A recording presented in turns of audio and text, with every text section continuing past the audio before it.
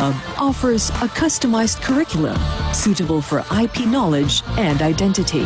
PNU South Luzon, the Technology and Livelihood Education Hub, is dedicated to producing teachers for the different specializations in TLE. PNU Visayas, the Environment and Green Technology Education Hub, provides training on renewable energy, waste management, and other environment-related concerns.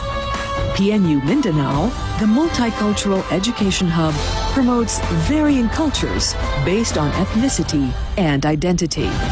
PNU serves as the lead shepherd in significant networks and organizations such as the Association of Southeast Asian Teacher Education Network, the Philippine Teacher Education Network, the National Network of Normal Schools, and the Philippine Higher Education Research Consortium. PNU also takes an active role in educational consortium in the Asia-Pacific region. Among them, the Consortium of Asia-Pacific Education Universities, the Asian University Presidents Forum, the Association of Southeast Asian Institutions of Higher Learning, and the Association of Universities in the Asia and the Pacific. PNU leads by example in the hope that through collaboration, teacher education can make a mark for relevance and leadership in the global context.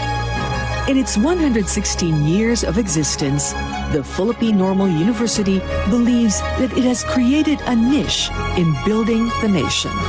Now, it faces the challenges of the unfolding future. We are confident that our unified goal for teacher education will help us fulfill our vision for the future. We are PNU. We nurture innovative teachers.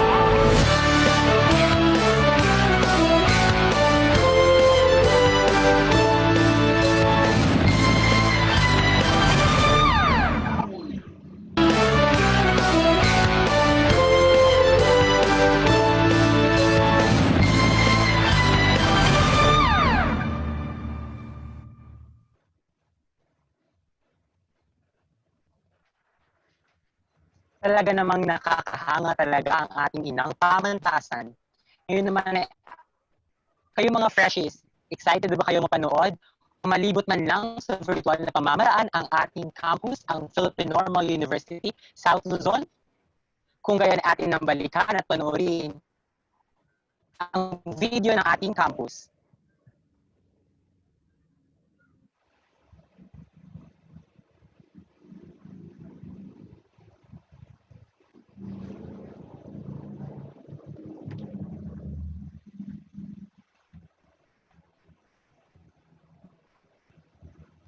Formerly known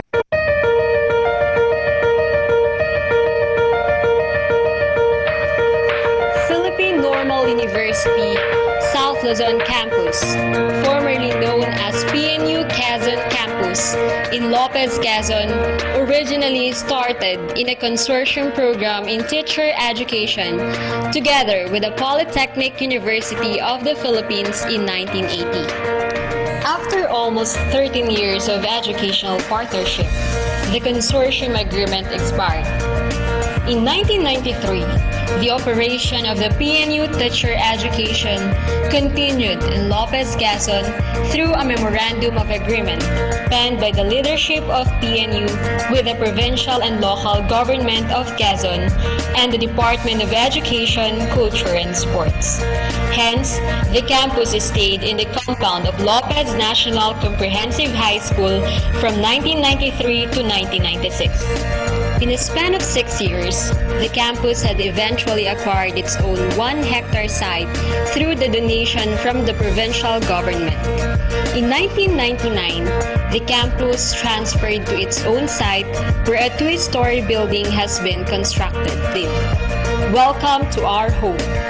Addressing this aspect about the learning environment improves the quality of education and learning effectiveness. Philippine Normal University South Luzon Campus secures an environment which is conducive to the learning of each of its students. The best schools encourage quality education for all. PNUSL is determined to maximize its available resources in order to give the students the best so that they can become educators of the future. Philippine Normal University, South Luzon campus, has started to produce top-notchers in the licensure examination for teachers since 2003. PNUSL also offers a top-notch lab review program and bridging program. Faculty members manifest academic competence in knowledge production, sharing, and management. Alongside rigid academic training, PNUSL also gives an equal attention in forming the values, skills, attitude, and knowledge of the 21st century learners and teachers.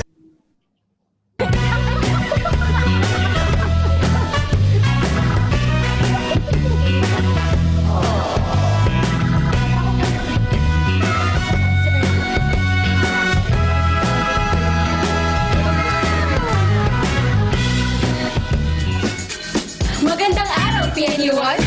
Ngayon, nandito tayo sa labas ng Pamantasang Normal ng Pilipinas, Timog Luzon.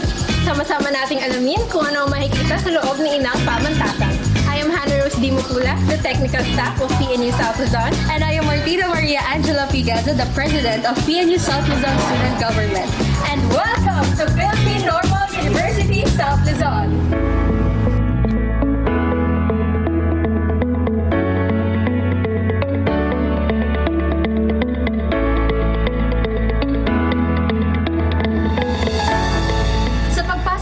Sa pamantasan, una natin makikita itong guardhouse. Bago makapasok ang mga estudyante sa pamantasan, kinakailangan munang i-check ng ating mga security guards ang mga bag dahil mayroong polisiya ang pamantasan na bawal gumamit ng single-use plastic. Ayan, ito yung hallway at habang naglalakad ka sa hallway, makikita mo ang iba't ibang bulletin boards dito. Dito makikita ang campus site plan at nandito rin ang ibang facts about PNU, katulad ng PNU seal, yung ibig sabihin ng PNU seal, University Maze, University Colors, at yung ating PNU team. At dito makikita rin natin ang iba't ibang facts about sa PLE. At dito naman ay makikita natin ang bulletin board ng Office of Student Services. At sa katabi naman ay ang Office of the Student Government. Dito naman sa bandang to, dito natin makikita ang mga announcement ng university at dito naman yung mga activities na ginagawa sa loob ng isang buwan, dito natin yung pinopost. Dito naman natin sa dakong ito ang canteen at sa taas ng canteen ay ang practice house na ginagamit ng mga HD students. So both teachers and students ay dito kumakain sa ating canteen? Yes ma'am, ang faculty, ang staff at mga students ay kumakain dito sa ating canteen. Okay?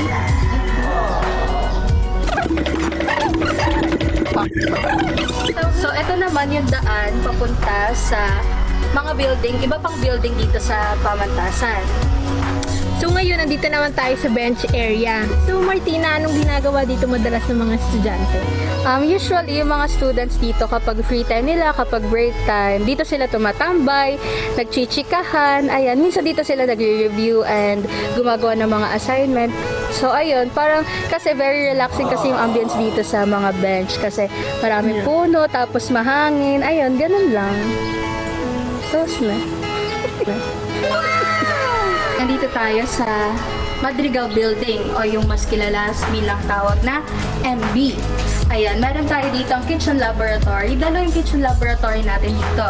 Ito, nandun yung 1 at ito naman yung 2.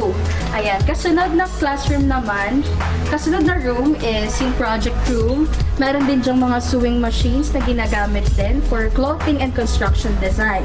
At ang kasunod naman na room, na kasunod ng project room ay ang classroom ng BMC or Bachelor in Mathematics and Science in Elementary Education. Ayan. Ito ang Madrigal Building. At sa bulletin board naman na ito ay makikita natin yung mga programs na ino-offer ng PNU South Luzon, which is the BTLE program and the BMC program. Ayan. So, Martina, sabi mo, bulletin board to ng BMC at BTLE. Ano bang ibig sabihin ng BMC at BTLE? So ma'am, yung BTLE is Bachelor in Technology and Livelihood Education. Under na yung specialization ng Agri-Fishery Arts at Home Economics. Doon naman sa BIMC, ang BIMC ay Bachelor in Mathematics and Science in Elementary Education. Okay, I see. Ito naman tayong kasunod. Ayan. Kasunod naman po nito Madrigal Building or MB ay ang Nantes Building. So meron din kasi tayo dito mga tinatawag na PNU Way. Ayan, PNU once, meron tayong tinatawag na PNU Way. Ayan, doon sa PNU Way natin, yung mga students dapat dito lang tayo dadaan.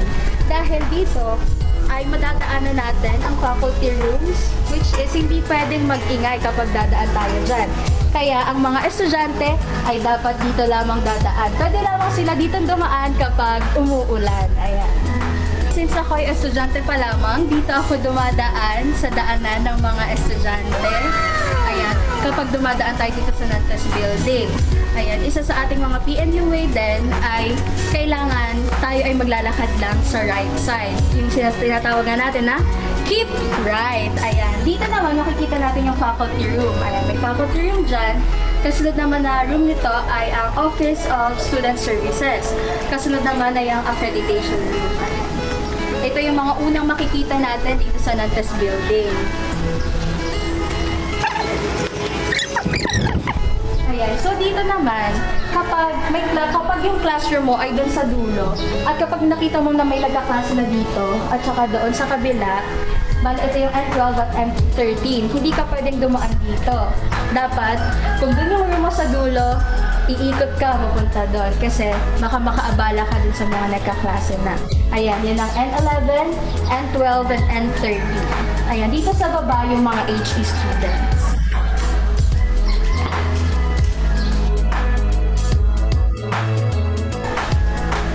Dito naman sa taas, anong mga rooms ang makikita natin? Ay, nandiyan naman ma'am yung mga ano natin. Nandiyan yung ating library. Mamaya makikita natin yung ating library. And may mga rooms din dyan. Nandiyan naman yung room ng Agri-Fishery Arts ng first year at saka ng second year. Dito naman sa parting ko, makikita natin ang Lopez National Comprehensive High School na katabi lang ng PNUSL. Yan ang kanilang grounds. Ang oval na tinatawag na ginagamit din ng PNUSL kapag kailangan sa mga activities. Next.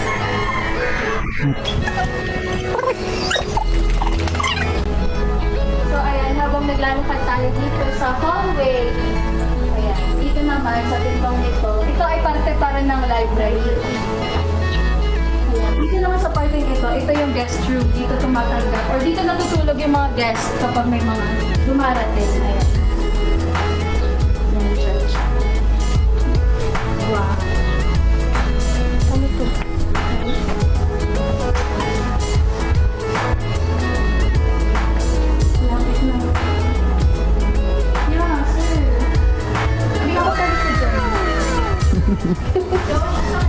So ngayon naman palabas na tayo ng ating Nantes Building. So on for our next spot. Dito, ano naman tawag sa ginagawang building na to? Ayan, yung tawag naman po dyan is yung Innovation Building. Ayan, yan yung first building dito sa Lopez, Quezon na may elevator. Ano namang madalas na ginagawa niyo dito sa gymnasium? Ayan, yung madalas naman po namin na ginagawa dito sa gymnasium ay yung mga student activities. Merong mga student activities na initiated by the student government. Ayan, meron tayong ginaganap tuwing Wednesday na aerobics. Yung tatawag natin na Wellness Wednesday na tuwing 6 a.m. or 5:45 a.m. ay ginaganap yung aming aerobics. Ayan, meron din ginaganap din ng mga organizational activities. Initiated naman yun by different interested clubs and university chapter organizations. Nakamiss mo yung college mo. Kaya nga po. Kaya nga, college naman ako eh. Ayun, yun lang po yung mga ginagawa namin dito. So, minsan nagkakaroon dito ng mga basketball, ang mga naglalaro, mga students, and yung ibang professors na PNUSL. Ayun. So, yun lang yung mga ginagawa namin. And yun, kasama rin siya sa mga nililinis. So, every Wednesday nililinis din ito ng mga PNUSL students. So, one fact lang po, isa lang ang utility ng PNU South Luzon. One land. Yan. Yes, one man. Kasi lahat ng students ng PNU sa Pilipinas ay masisipag. Yan, every Wednesday nagkakaroon kami ng general cleanup. So, lahat naman pala ng student. Yes. Yes po. Tulong kami. Yes, tulong-tulong kami. So, meron ditong Office of Student Government at ng Torch Publication. Pero hindi muna namin siya may papakita ngayon sapagkat under construction or under renovation aming mga offices. So, bali dito naman, kasunod natin pupuntahan na yung administration building kung saan nandun ang office ng ating EDP, Yes. ng dean, at yung mga director ng mga offices. And nandito rin yung accounting office, cashier, and registrar. Action. Ayan, dito naman tayo sa administration building. So dito, meron ditong hagdan. Yung hagdan dito, ang mga pwede nang umakyat dyan, kasama yun sa PNU way natin. Ang mga pwede nang umakyat dyan ay ang faculty and staff. Siyempre si EDP at saka yung ating team. Pero ang students, doon sa kabilang hagdan lang pwede dumaan. Ayan. Ayan, dito makikita rin natin yung iba't ibang window. Ito yung window 1. Makikita niyo dyan si Ate Che. Ito naman yung ating window 2, ang ating registrar. Yung ating registrar ngayon is si Dr. Nolly De Ramos. Ayan, yung ating window 3, yung ating cashier, si Ma'am Joy. And yung last window natin, yung ating window 4, ay ang accounting. Ayan. And dito naman yung BDO natin, or yung Business Development Office. Ayan, dito rin yung office ng iba nating mga professors. Dito naman, ito ang ating computer laboratory. Ayan, meron dyang mga PC at saka meron din dyang mga smart board. For students, use Yes. computer. Yes, very open ang ating computer lab. So, ito naman yung pinakamalaking room dito sa PNUSL, yung hall. Ito yung tinatawag natin na iTech Hall. iTech Hall. Ano naman ginagawa sa iTech Hall? Yung madalas po dyan ginagawa is yung mga forum, yung mga formal events, yung mga kapag mag-represent ng research, ganyan, dyan ginaganap po. Instructional Technology Center. Ayan, yan yung meaning ng iTech. So, kasunod naman na office ay ang Office of the Director for Finance and Administration. Ayan. Dito nag-office yung ating Director for Finance and Administration, which is Professor Reynald Cacho. Ayan. Ito. And kasunod naman na office ay ang Office of the Dean for Academics and PLE. So yung ating Dean for Academics and PLE ay newly designated Dean dito sa PNUSL, si Dr. Rodrigo Avenes. At naman yung office niya. Ayan.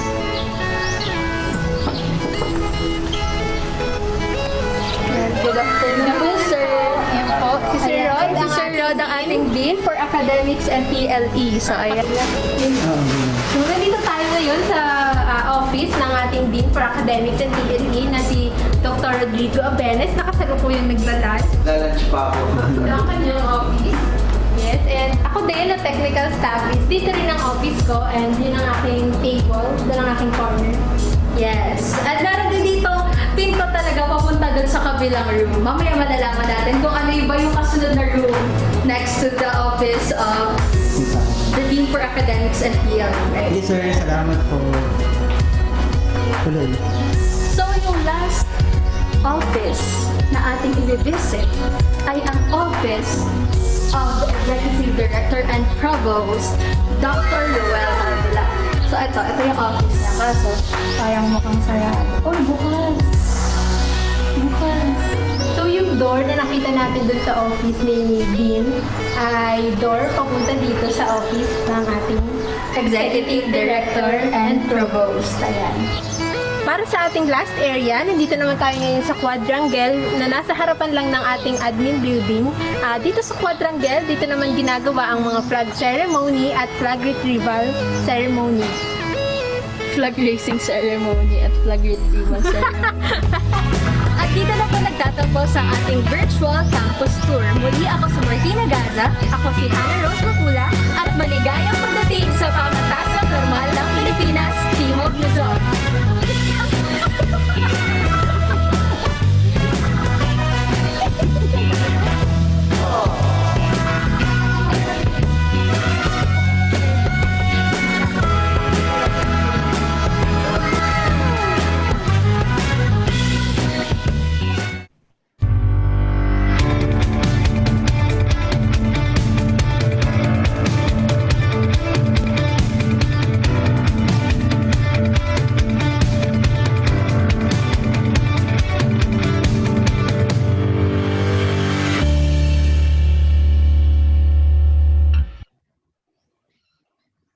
Ayan, nakakamiss na talaga ang school natin, Bokti. Alam mo ba, John Mark, na habang pinapanood ko yung video ay lubos akong napapamahal kay Inang Pamantasan.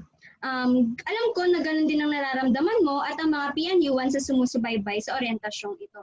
Nakakamiss tuloy yung papasok ka tapos kakausapin mo ng face-to-face yung mga prof mo, yung mga kaklase mo, at lalong-lalo na yung mga pagkaing luto ni Tita Vicky na ang sarap kainin. At syempre, hindi dapat natin kalilimutan yung mga PNU way na kung saan ay mapapahanga mo talaga ang ibang tao kapag taglay mo ito. Kaya naman, mga freshies, inaasahan namin na kapag nakatungtong na kayo kay Inang Pamantasan at na daw yan ay taglayin pa rin natin ang PNU way. Ngayon, Bokti, ano nga ba ang vision at mission ng Philippine Normal University? Para bigyan tayo ng kaalaman, narito ang video upang panoodin ang mga PNU ones.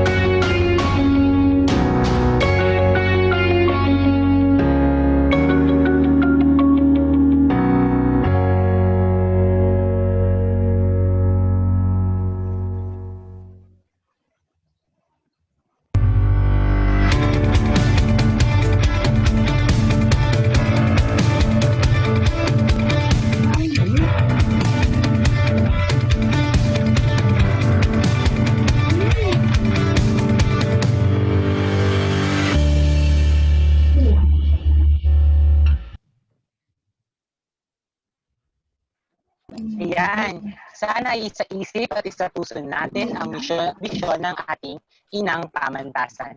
Ngayon, dahil tayo ay nasa gitna ng pandemya, meron tayong katawagan na kaway-aralan sa bagong kadawian. Ano nga ba ang kaway-aralan? Ang kaway ay mula sa salitang kawayan at ang ibig sabihin naman ng aralan ay learning. Kung alam mo, ang kawayan, di ba, kahit sa unos at kahit anong lakas ng hangin, ito ay hindi matutumba, bagos ito ay yuyuko lamang. Tulad nating mga PNU-1s, tayo ay hindi titigil sapagkat tayo ay tutugon sa hamon ng pandemyang ito. Katulad kawayan. Kaya ito ay kaway-aralan dahil ito ay flexible learning sa bagong kadawian sa new normal. Upang atin itong lubos na maintindihan, panoorin natin ang kaway-aralan video.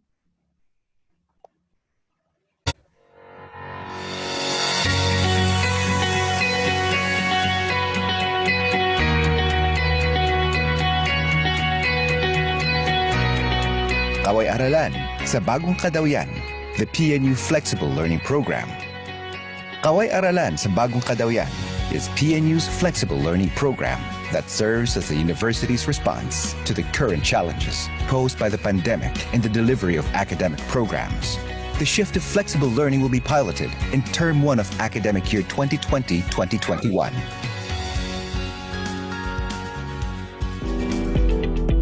PNU's shift to flexible learning is anchored in the following dimensions. First, the curriculum should teach only the most essential. Second, teaching and learning materials should be accessible to all students in every occasion or manner. Lastly, changes in assessment will be made. Considering all these dimensions, work on the shift to flexible learning focused on 3 areas: redesigning pedagogical and assessment directions, recalibrating course tracking, and clustering the instructional preparations such as one course toolkit for Gen Ed. Moreover, the new experiential learning program or practicum will be redesigned as a response to the new pedagogical directions. Throughout the process of migration, PNU faculty and students will receive technological support from the university. This support will cover 1. Improved teaching and learning experience through the use of PNU LMS or ePNU. 2. Setting parameters using other platforms, such as social media, for teaching and learning. And 3. Support to references, such as open access to ebooks and PNU Digital Library. in the process of the shift or migration, it is expected that a refined teacher education framework will emerge. A series of conversations to discuss matters relating to the delivery and review of flexible learning will be held among faculty and academic officials.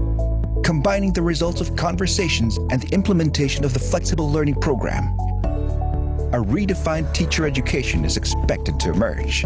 This framework is outcome-based or holistic, standards-based, and experiential. So, what will be the flexible learning modalities? In the Bagong Kadawian, learning modalities are classified into 3. First is full remote, where students will be provided with printed toolkits that are designed for independent learning. Second is the online synchronous and asynchronous. Delivery in this modality consists of scheduled online synchronous and asynchronous activities. Lastly, a hybrid of online synchronous or asynchronous and offline. This modality combines offline activities, such as indicated in the toolkit, as a support for any online work.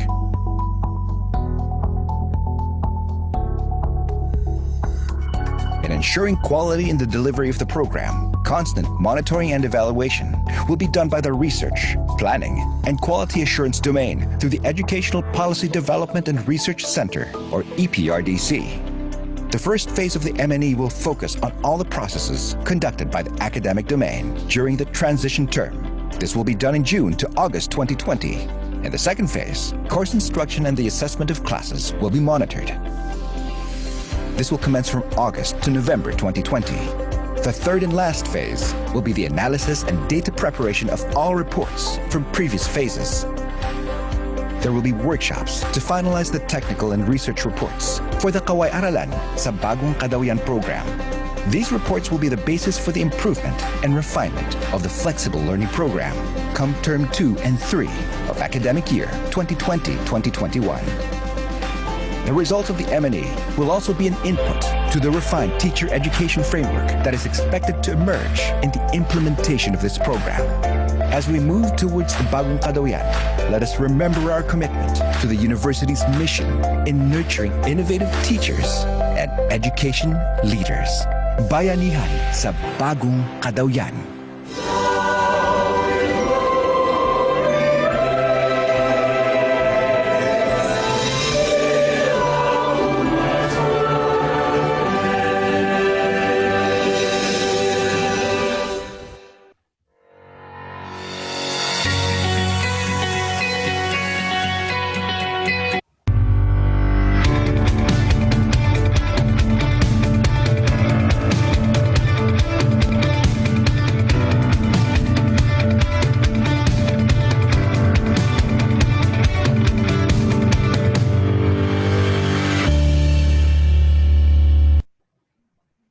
Ayan, grabe talaga ang paghahanda ng Philippine Normal University sa Kaway Aralan. Sa pagkakataong ito, upang bigyan tayo ng pambungad na pananalita, ay ipinapakilala ko ang Director of Office of Student Services, Dr. Amor Leniza.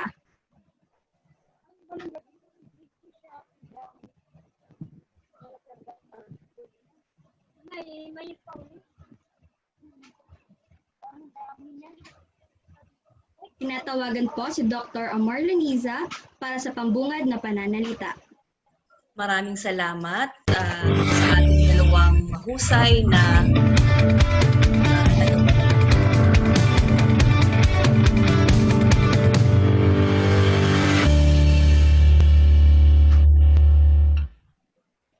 Maraming salamat sa ating dalawang mahusay na tagapagpadaloy ng palatuntunan, Mr. John Mark Buktot and Ms. Sharamay Medes. Sa atin po ang pinagpipitagan ng Executive Director and Provost, Dr. Ruel V. Avila. Sa ating Dean for Academics and TLE, Dr. Rodrigo D. Abines. Sa Director for Finance and Administration, Professor Reynald M. Cacho. Sa lahat po ng aking kasamahang faculty ng Philippine Normal University South Luzon. Sa lahat ng mga mag-aaral, at mga magulang na nanonood at sa ating pong mga taga-subaybay sa ating FB live streaming. Magandang umaga po sa inyong lahat. Kayo po ay malugod naming tinatanggap sa ating POMM Day or ang ating General Orientation for the parents and our students. Sana ay sama-sama tayo hanggang hapon at upang makita natin at malaman kung ano ba ang magiging sitwasyon ng ating mga mag-aaral sa panahong ito ng pandemya. Maraming salamat po at muli magandang umaga sa inyong lahat. Maraming salamat, Dr. Renisa, sa inyong napakagandang mensahe.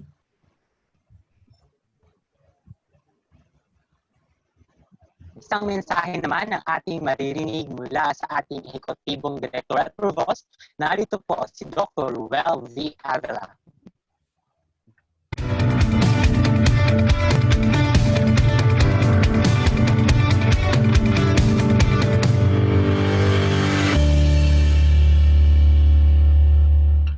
Salamat ng marami, Ginoong Buktot at Binibining Medes, ang ating dalawang tagapagpadaloy ng palatuntunan. Luwalhati sumayo o alma mater ko. Ako po yung mag-screen share.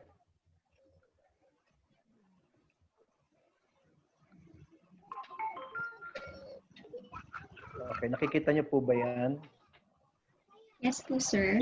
Yes, sir. Salamat ng marami. Masyado akong naaliw doon sa mga video, lalo na doon sa video ni SG President Martina at ni Miss Hana Mapula. Dahil na-miss kong bigla yung face-to-face sessions at nagkaroon ako ng yung imagination or naalala kong muli yung mga pagsasama-sama natin dito, masasaya sa mga classrooms, namimit ng mga professors sa mga estudyante, nakakapagbiruan ang mga faculty at personnel, at dumadalaw dito sapagkat may mga periodic meetings ang mga magulang. Ganon din ang alumni natin. Gayunman, alam ko naman na may-miss nating lahat ang isa't isa, pero kailangan nating iraos ito. Sabi nga ni Mr. Boktot kanina, speaking about the kaway-aralan, ay tayo tila mga kawayan na sumasayaw lamang sa bagyo pero hindi tayo kayang igrupo, lalo na kung sama-sama. Sa banayad kasing hangin ay nagkikiskisan ang mga puno ng kawayan. Nagkakaroon ng maliliit na conflict. Pero sa malakas na hangin, nagsusuportahan naman. Pagkakataong ito, malakas ang hangin ng COVID, magsusuportahan tayo. At kinukuha rin natin yung vision ng ating gobyerno, ka-approve lamang ng Bayanihan 2. Pumapabor sa ating lahat. PNU Way is both literal and figurative. Kanina na-emphasize yung daan, kung saan dadaan ng mga estudyante kapag may klase. Yun ay hindi pag-i-impose ng mga panuntunan o batas. Ito ay para magkaroon lamang ng kaayusan. At yun ay naiintindihan ng bawat taga-PNU. Sapagkat sa atin, nire-respeto natin ang klase sa pagitan ng faculty at ng mga mag-aaral. Hindi basta-basta natin pinalalabas, ina-excuse ang estudyante kapag may tumatawag na kakilala sa labas. Hindi tayo nagpapaabala sa anuman. Kaya hinihintay muna natin na matapos yung class. Yun ay respeto. Okay? Itong ginawa ko ay para lamang maisa-isa ko ayon sa aking institutional memory ang mga naganap 40 taon na nakararaan. Pumasok ako sa pamantasaan noong 1986 at nagtapos ako noong 1990. Taong 1980 nang ang PNUSL ay sinilang, At nagsimula sila sa konsorsya ng PUP, ng PNC, at ng IRIS. Ang IRIS ay Eulogio Amang Rodriguez Institute of Science and Technology. Ang PUP ay namamahala sa pagbibigay ng mga kursong may kinalaman sa komersyo. Samantalang ang PNC ay nakatutok sa edukasyon. At ang IRIS naman ay sa teknolohiya. May nakikita ba kayo dyan? Yung tatlong yan, Commerce, Education, Technology. Nasa PNU, BTL na yan. Lahat. Umatras ang IRIS pagkaraan ng isang taon, kaya't ang konsorsya ay naging consortium. Natira na lang ang PUP at ang PNC. Nagkaroon ng Memorandum of Agreement sa pagitan ni Dr. Pablo Mateo ng PUP at Dr. Edelberto Dagot ng PNC na mananatili ang consortium sa looban ng mahigit kumulang na 10 taon. Kaya mula 1982 hanggang 1992, actually 1993, umalis ang PNU sa PUP. Summer noon. Mayroon akong isinulat dyan sa screen na isang stanza lang. You and I are one amidst the challenges, despite the issues. We have remained strong. Many want our breakup, but to no avail. They see, you are PUP and I am PNC. Yan po ay isa kong tula. That's the essence of the poem I published in the Epitome in 1987. The Epitome was the official newspaper of the consortium. DOLE, Department of Labor and Employment, ASEC, now ASEC Alex Avila, and myself pulled our ideas to win in the title and logo contest. Kaya yung pangalan pong Epitome ay sa amin ni Alex nanggaling. Natapos ang Memorandum of Agreement noong 1993. At nakikita niyo sa screen yung mga naunang faculty, ang ating mga iginagalang ng mga mentors. Sila yung nanatiling matatag nung humiwalay ang PNC sa PUP at nagtayo sila ng sariling pundasyon. Ang kauna-unahang kurso ng PNC ay BSESE. Yan yung Bachelor in Science Education and Secondary Education. Inverted yan. Pwede magturo sa high school at sa elementary. At ang BEd, naging BEd na yan, nawala na yung BSESE. At noong 1992, nagsimula ng offer ng BSE. Nagsimula, 2 sunod na taon ay English. Noong 1994, napadagdag sa roster ng faculty kaming tatlo, nina Dr. Villaseñor at Professor Capellan. Sabay-sabay kaming tatlo. Buwan ng Agosto noon. At noong 1995 naman, napadagdag si Professor Nisitas de los Santos.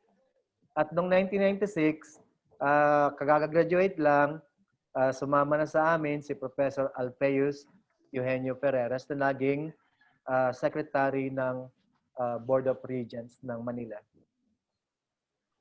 Ito ang mga personnel.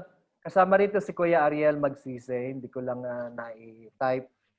Si Engineer Suryo, si Kuya Winsel Manyas, si Ma'am Glenda Curioso, si Ate Beth Suryo, Kuya Adel Villate, at si Kuya Joseph Alano. Naitawid ng mga nasabing kasapi ng faculty ang operasyon ng campus mula 1993 hanggang 1999 gamit ang iisang opisina sa Vera Hall. 3 silid-aralan, 1 entablado, at 1 palikuran. Nagtayo ang SG doon ng simpleng opisina at dito na kami inabot ng super bagyong Rosing noong 1995 na saklaw ng damage o sira na nagawa sa amin. Noong 1994, makikita nyo dyan sa screen, yan yung dalawang kurso, BEd at BSE PE. 1995, BEd, BSE General Science. Sumunod na taon, BEd at BSE English. 1997, BEd, BSE Social Science. 1998, BEd, BSE PE. At 1999, BEd at BSE Filipino. Binigyan tayo, o napagkalooban tayo ng 1 hektaryang lote na nabanggit nga kanina sa video na nagmula sa provincial government. Upang makapagsimula, pinagkalooban ni Gobernador Eduardo Rodriguez, kaalakbay ni Mayor Dr. Joel Arago at Vice Mayor Marcos Villegas ang PNU ng 1 hektaryang lupa. Ang nasabing pagkakaloob ng lupa ay naging isyong kaunti sa nakapwestong Lopez National Comprehensive High School bilang katiwalang institusyon. At sa panahon naman natin ngayon ay maayos na uli sapagkat ang mga tao ron ay graduate natin at ang ilang mga guro nila pumunta na rin naman sa atin, sumama. Naitayo ang gusaling administrasyon noong 1999. Ang ibig kong sabihin, lumipat na kami kahit hindi pa tapos ang gusali, hindi pa napipinish yung mga hollow blocks. Lumipat na kami, nagdaos na ng klase, at nagkaroon ng mga cultural na pagtitipon. Habang may mga nakauslipang bakal sa second floor, yung ITEC ngayon. Taong 2001, sumali ang PNU Lopez sa pagdiriwang ng PNU Centenary sa PNU Manila. At nakikita nyo pa rin sa screen yung mga courses noong 2000, maliban sa BEd, noong 2000, ang mga BSE courses ay, noong 2000 ay BSE Soksai, 2001 English, 2002 English, 2003 English, yeah, 2004 PE, 2005 Mathematics, magkasunod yung dalawa, and then unti-unti na nagpahinga kami sa BSE, nagkaroon na lang ng concentration hanggang 2010. Ito ay 2010, hindi 2019. Mayroon din tayo nung ino-offer na Master of Arts, major in Educational Management. Hindi nga lang sila kapag-graduate, lumipat sila sa PNU Manila. Ang dekada ng pagbabago sa ating campus noong 2003, napadagdag si Professor Escleto. Ang panahong yon, higit kumulang, o nauna na o late, naitayo ang Madritanya Building. Ang MB, o Multipurpose Building, ay una naming tinawag na Madritanya sa pagsasama ng dalawang apelyedo ng senador, dalawang senador. Senator Jambi Madrigal at Senator Tanyada, Bobby or Wigberto Tanyada. Noong 2004, napadagdag si Professor De Los Reyes sapagkat bago-bago pa lang siyang top-notcher, ay kinuha na namin siya. Noong panahon ding yon ay nagkaroon ng construction ng Lopez Gymnasium. Nadagdag si Professor Lunisa noong 2005 at naging PNU Lopez Director si Professor Capellian noong 2006. Ang Dean ng Academics noon ay si Professor Villaseñor, samantalang ako ay Head ng Planning, Research and Extension. Noong 2009 naman, naitayo ang Nantes Building sa pagsusumikap ni Director Capellian.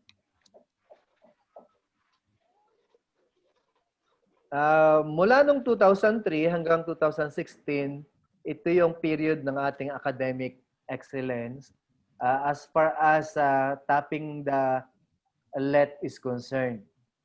Na ipakita naman yan kanina. Hindi lang naisama kanina kasi nagtapos na rin sa 2013 yung video. O may 6 pang napadagdag. Noong 2014, si Arnie Robelo. Noong 2015, si Sheena Michelle Horbina. At noong 2016, 4 sila na lahat ay 10th placer. May mga nadagdag na faculty noong taong 2015. Nakikita nyo dyan yung sayang-saya namin. Itong nasa gitna ay ang namayapang Dr. Cristeta Dumadaog. Ang panahong Executive Director si Dr. Villaseñor. Okay. At noon namang 2000 na tatlo sila noon noong 2015, si Ma'am Brenda, si Ma'am Sonoria, at si Ma'am Beverly. Nauna na, hindi ko alam kung tama ako, Sir Katyo, kung 2012 na yan o 2013. Si Dr. Dante naman noong 2009. At si si Professor Carmela noong 2018. 2010, si Professor Belesenyo ay nagsalbing OIC sa ilalim ni President Ojena.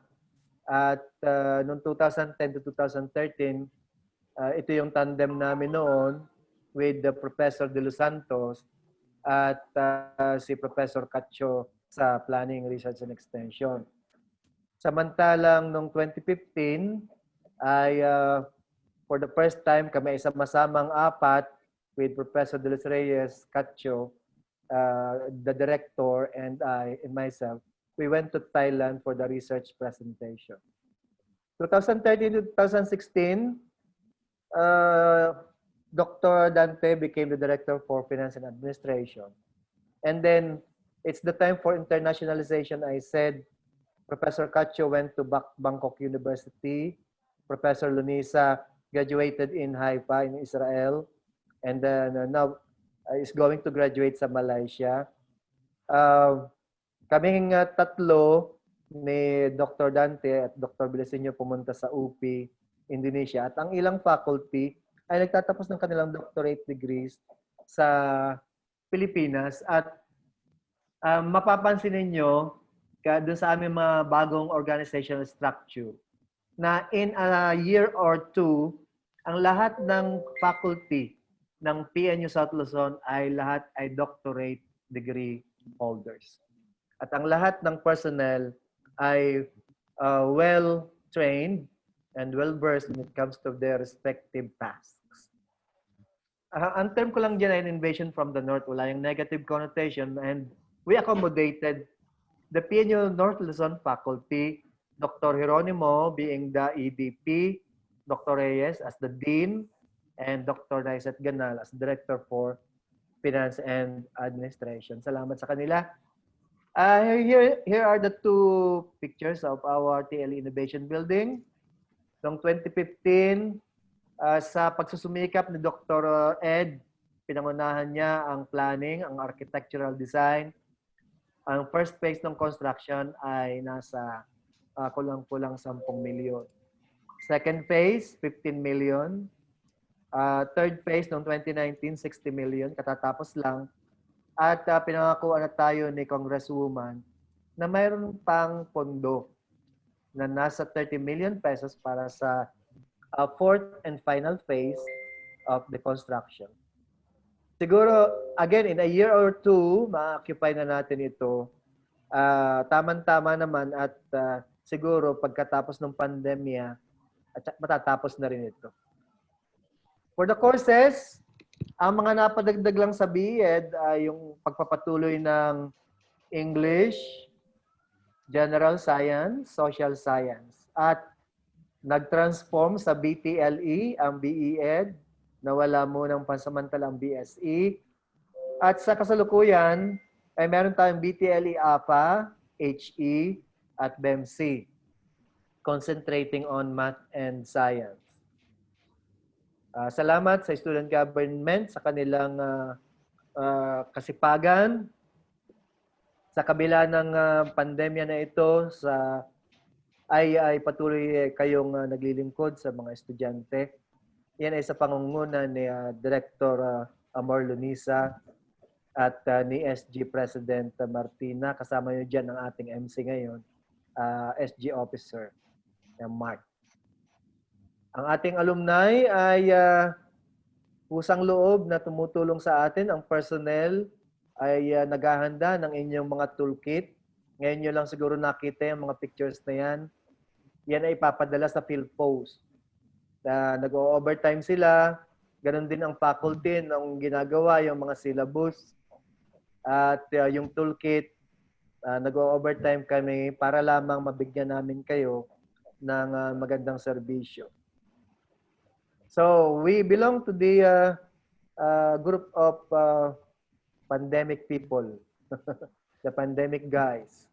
And we want to formally welcome our new Dean for Academics in PLE, Dr. Rodrigo D. Abenes from Sariaya, Quezon.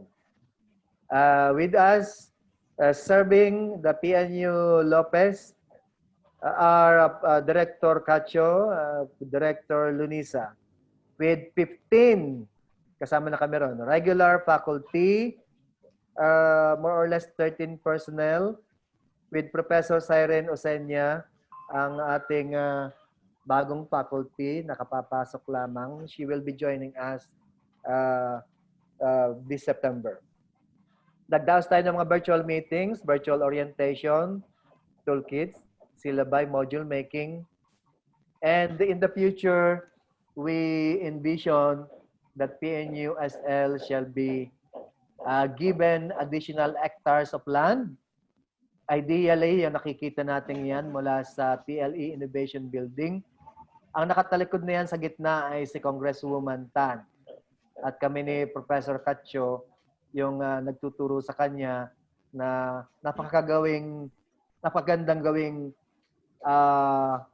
lugar yan para sa PLE kung saan mayroong bukid, mayroong livestock, may mga halaman, gulayan, mayroong palaisdaan, sa tulong ng modern technology at magkakaroon tayo ng at pauunlarin natin ang business entrepreneurship. In the future, we might be shifting from TLE Hub to Multi-Literacy Hub. We don't know. Still, we are planning that. Para mas dumami ang ating kurso, marami kayong pamimilian.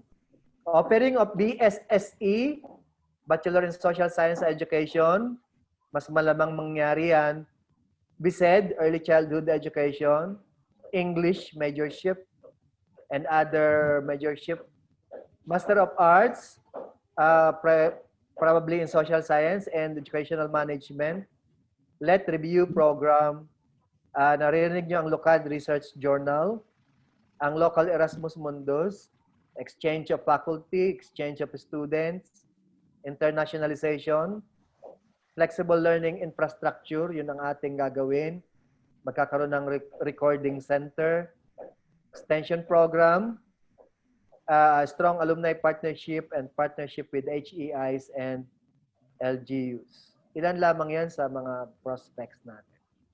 So, alam naman ng bawat isa na ating itinataas ang LOCAD Institutional Pedagogy.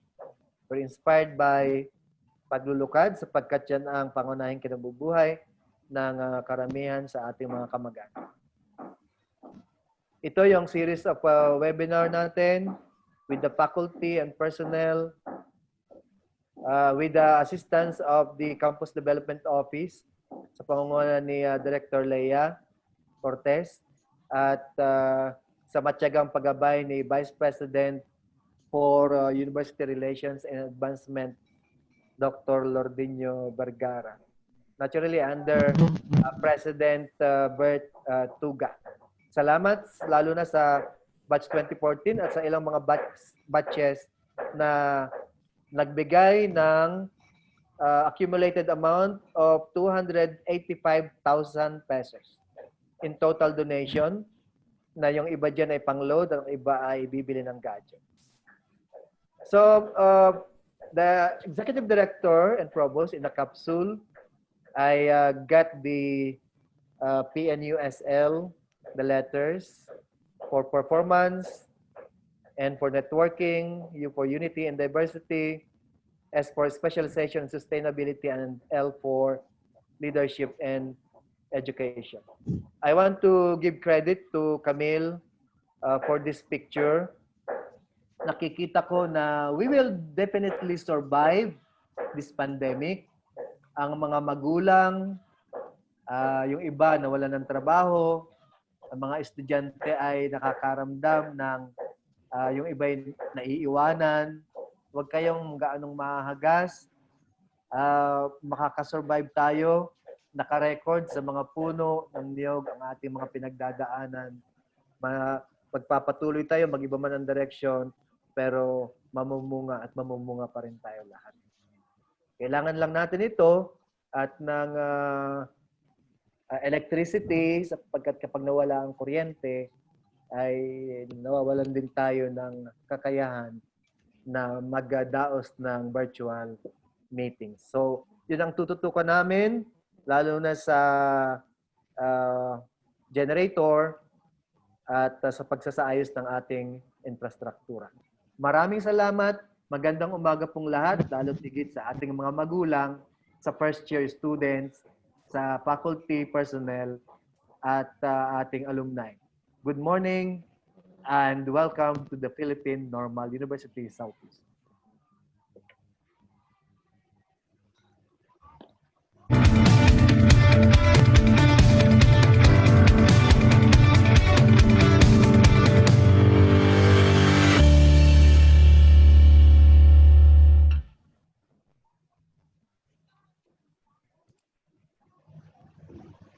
Maraming salamat, Dr. Avila.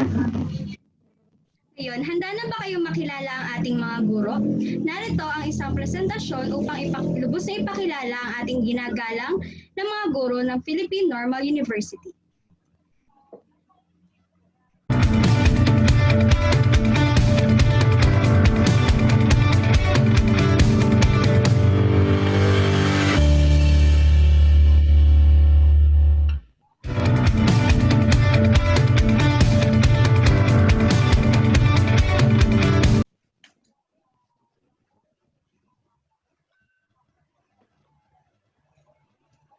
Upang ipakilala ang ating mga guro, tinatawagan natin si Dr. Rodrigo Diabenes, ang Dean for Academics and TLE.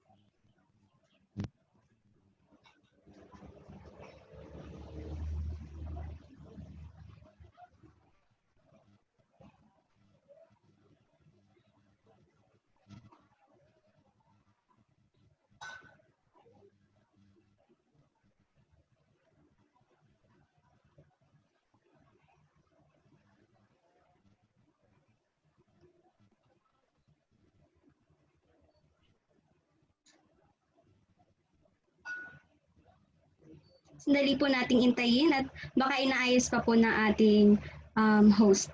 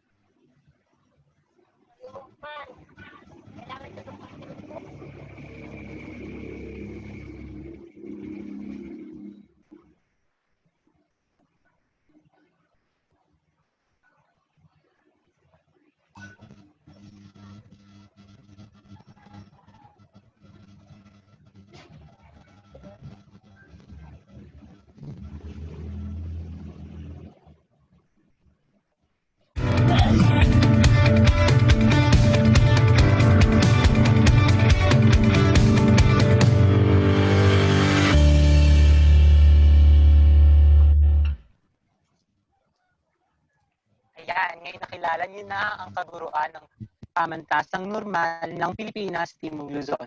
Ngunit magpapatalo ba ng ating mga nangangasiwa? Narito po si Professor Reynald M. Cacho, Pangulo, Direktor ng Pananalapi at Pangangasiwa.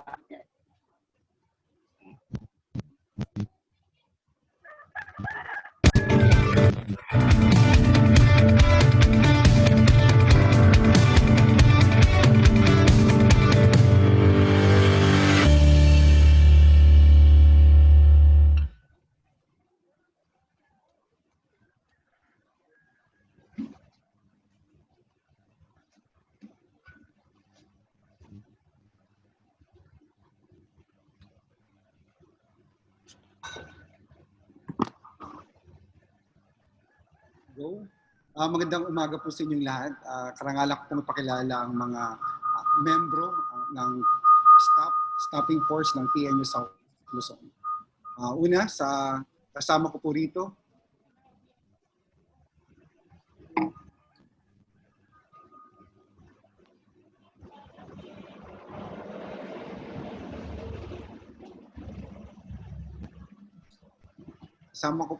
ang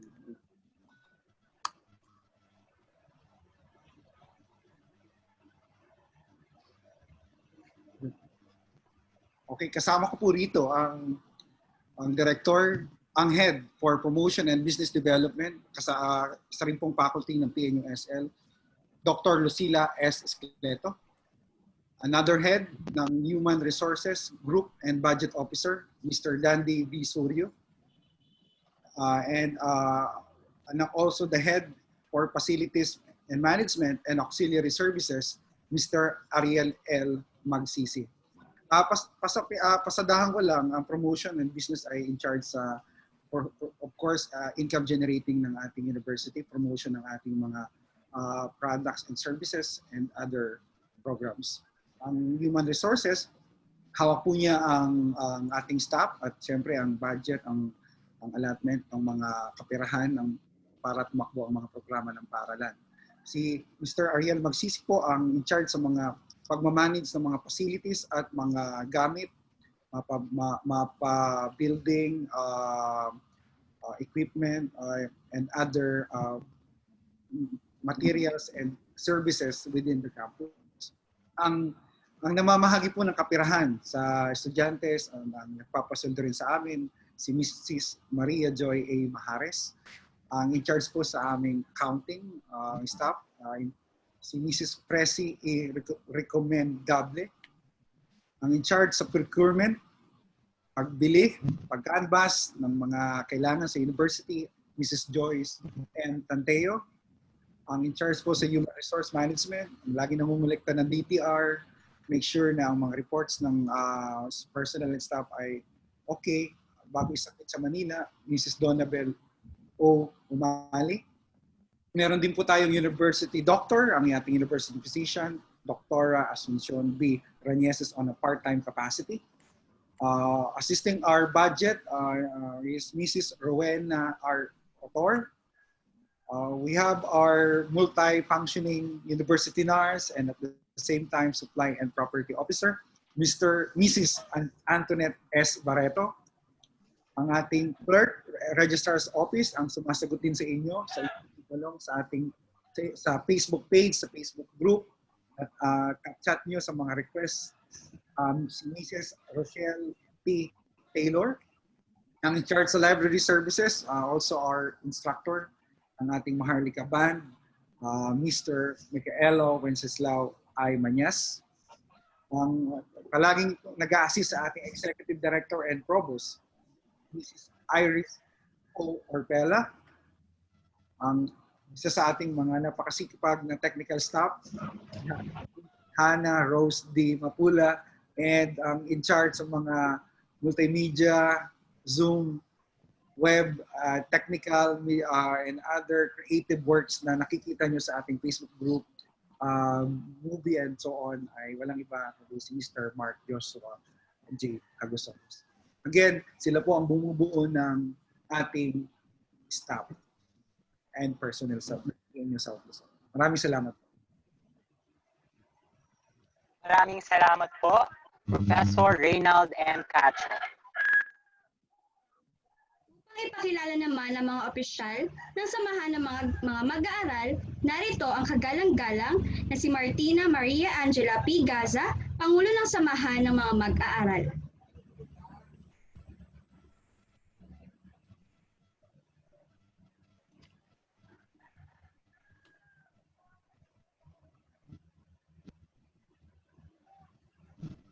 Thank you very much, Shara and John Mark.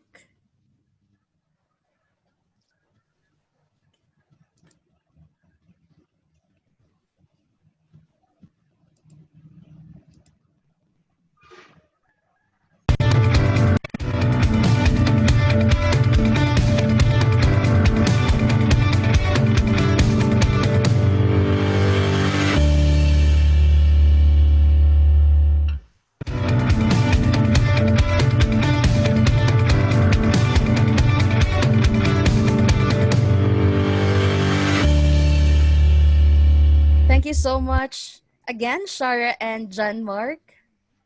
Let me share my screen po.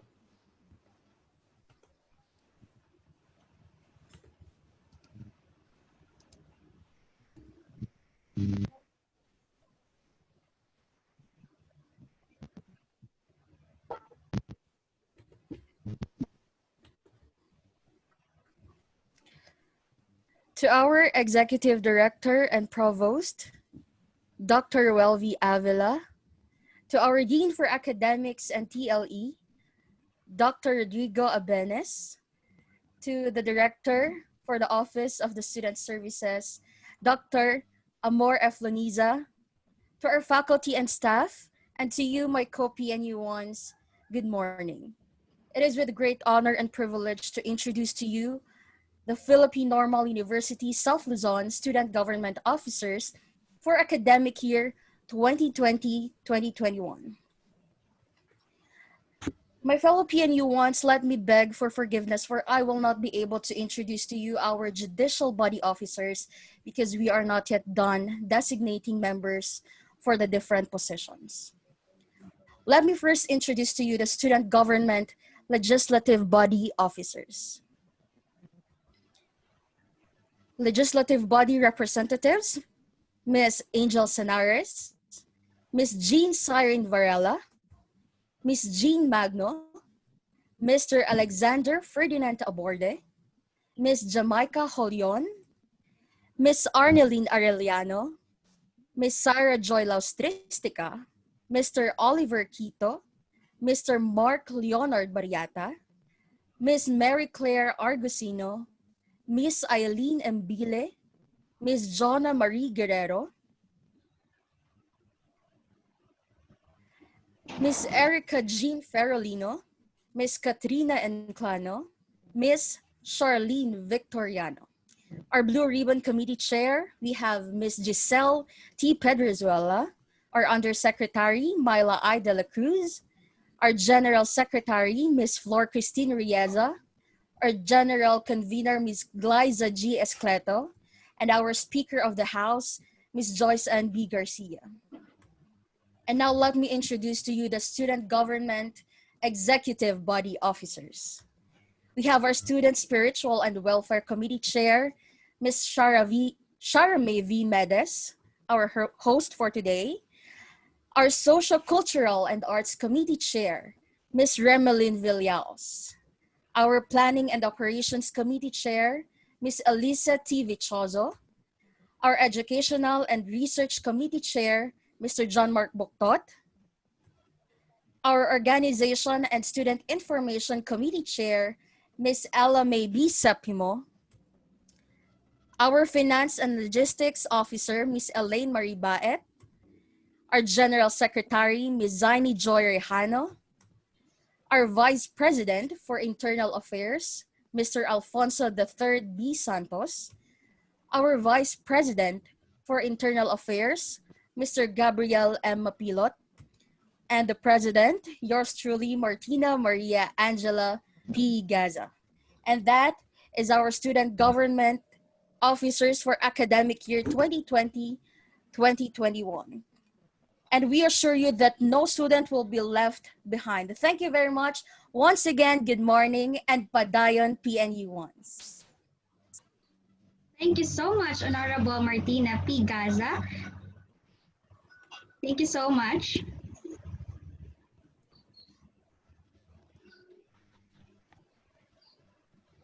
Ngayon naman ay bibigyan tayo ng mga pampasiglang bilang ng ating kapwa PNUs. Pero bago iyon, Shara, ano ba yung nag-experience mo dun sa ating pre-orientation program? Ako, nung nagbe-video ako nung mga gagawin natin, di ba syempre medyo masama yung panahon. Yun, nahihirapan ako kung saan ako magbe-video and nagkaroon din ng kung sino yung magbe-video sa akin. May mga pagkakataon na nahirapan tayo ng mga panahon na ito. Ikaw ba, John Mark, ano ba yung mga naranasan mo or ng section nyo sa paggawa nito? Tulad nyo rin, lahat tayo ay nahihirapan sa panahon nito. Ngunit hindi ito naging hadlang upang bigyan tayo ng mga PNU at sa kanilang unity dance. Paanoorin natin lahat ng sabay-sabay ito.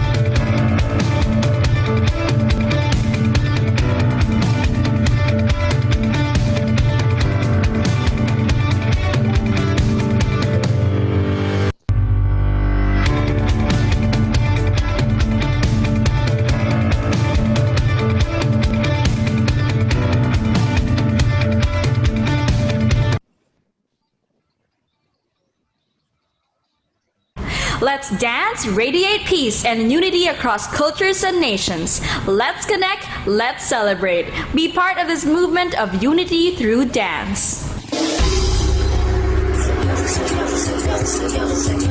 Sumasayaw ang langit habang lupa'y umaawi.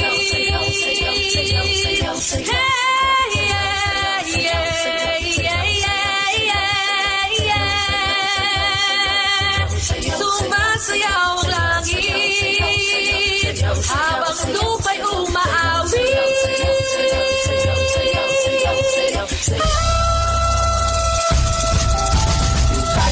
Sumayaw, umiyak, gumalaw. Tayo na, sumayaw, umiyak, gumalaw. Tayo na, sumayaw, umiyak, gumalaw. Tayo na, sumayaw, umiyak, gumalaw. Ilog ng mga ulap, hinipan ng hangin.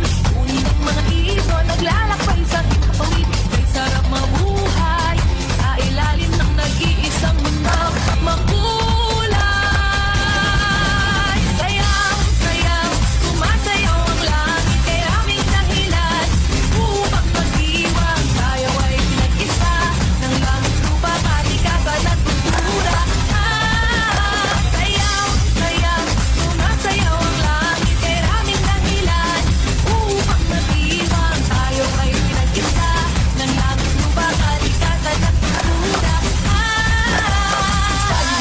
Sumayaw, umiyak, gumalaw. Tayo na, sumayaw, umiyak, gumalaw. Tayo na, sumayaw, umiyak, gumalaw. Tayo na, sumayaw, umiyak, gumalaw. Lupa ay nilayani ng mga awitin. Lahat na paiindak sa saya ng himig. May sarap ng buhay na inaalay sa pasasalamat at pagpupugay.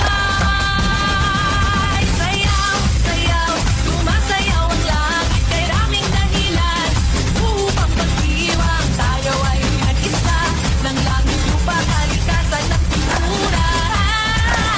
Sayaw, sayaw, sumasayaw ang langit. Kay raming dahilan upang mag-iwang. Tayo ay pinag-isa ng kalikasan at kultura.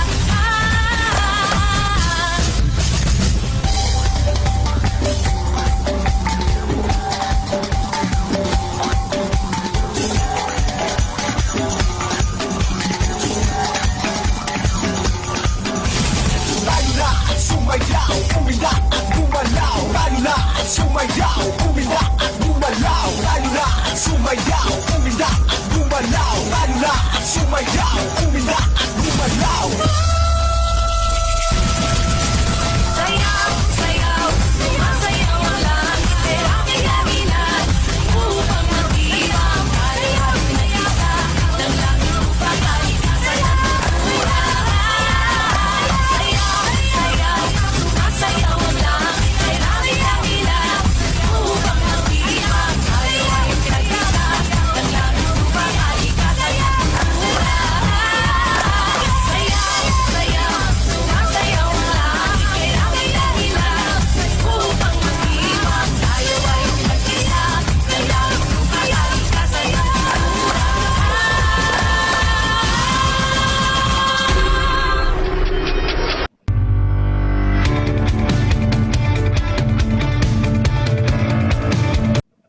Let's dance, radiate peace and unity across cultures and nations. Let's connect, let's celebrate. Be part of this movement of unity through dance. Sumasayaw ang langit habang lupa'y umaawi. Hey, yeah, yeah, yeah, yeah, yeah, yeah. Sumasayaw ang langit habang lupa'y umaawi.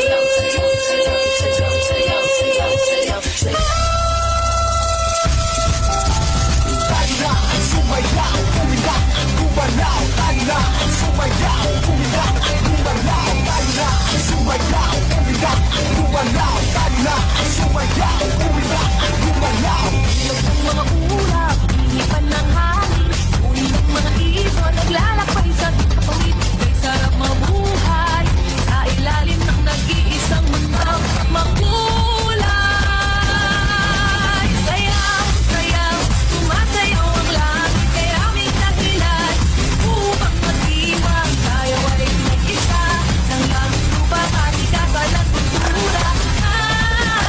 Sayaw, sayaw, sumasayaw ang langit. Kay aming dahilan, upang mag-iwang tayo ay nag-isa.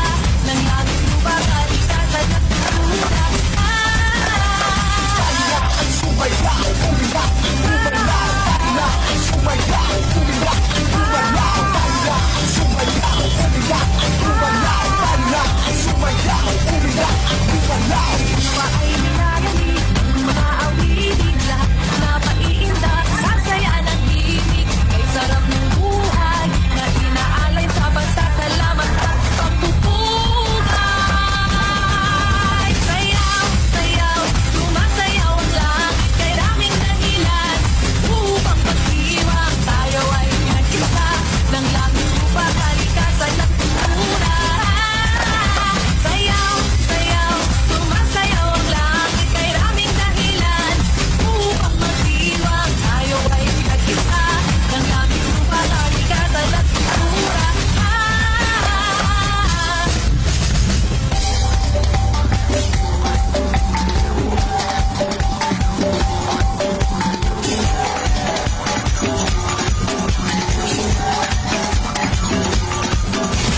Tala, sumayaw, umiyak, gumalaw, tala. Sumayaw, umiyak, gumalaw, tala. Sumayaw, umiyak, gumalaw, tala. Sumayaw, umiyak, gumalaw. Sayaw, sayaw, sumasayaw ang langit. Kay daming dahilan, upang mag-iwang tayo ay nag-isa. Ng langit lupa, kalikasan at kultura. Sayaw, sayaw, sumasayaw ang langit. Kay daming dahilan, upang mag-iwang tayo ay nag-isa. Ng langit lupa, kalikasan at kultura. Sayaw, sayaw, sumasayaw ang langit. Kay daming dahilan, upang mag-iwang tayo ay nag-isa. Ng langit lupa, kalikasan at kultura.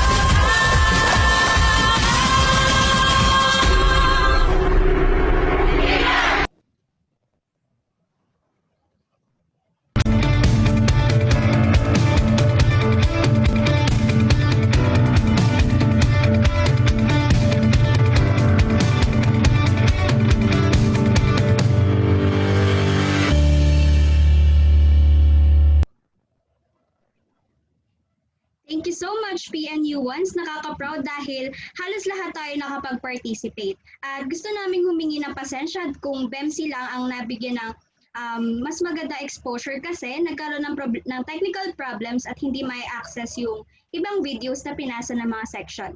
Pero sa kabila ng lahat ng yun, nakaka-proud pa din dahil nakapagpasa tayong lahat at nabuo ang Unity Dance. Thank you so much. Sa pagkakataong ito, upang bigyan tayo ng kaalaman sa usaping mag-aaral at scholarship, bigyang daan ulit natin ang Director for Office of Student Services, Dr. Amar Laniza.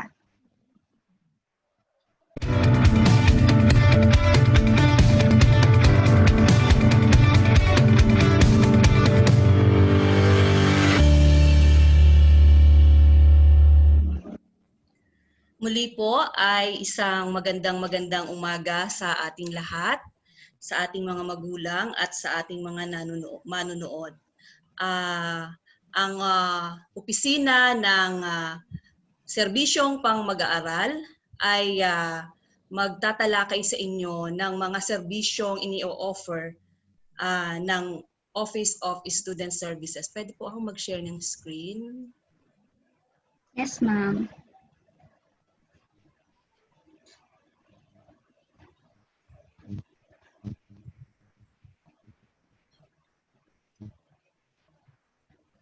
Mali.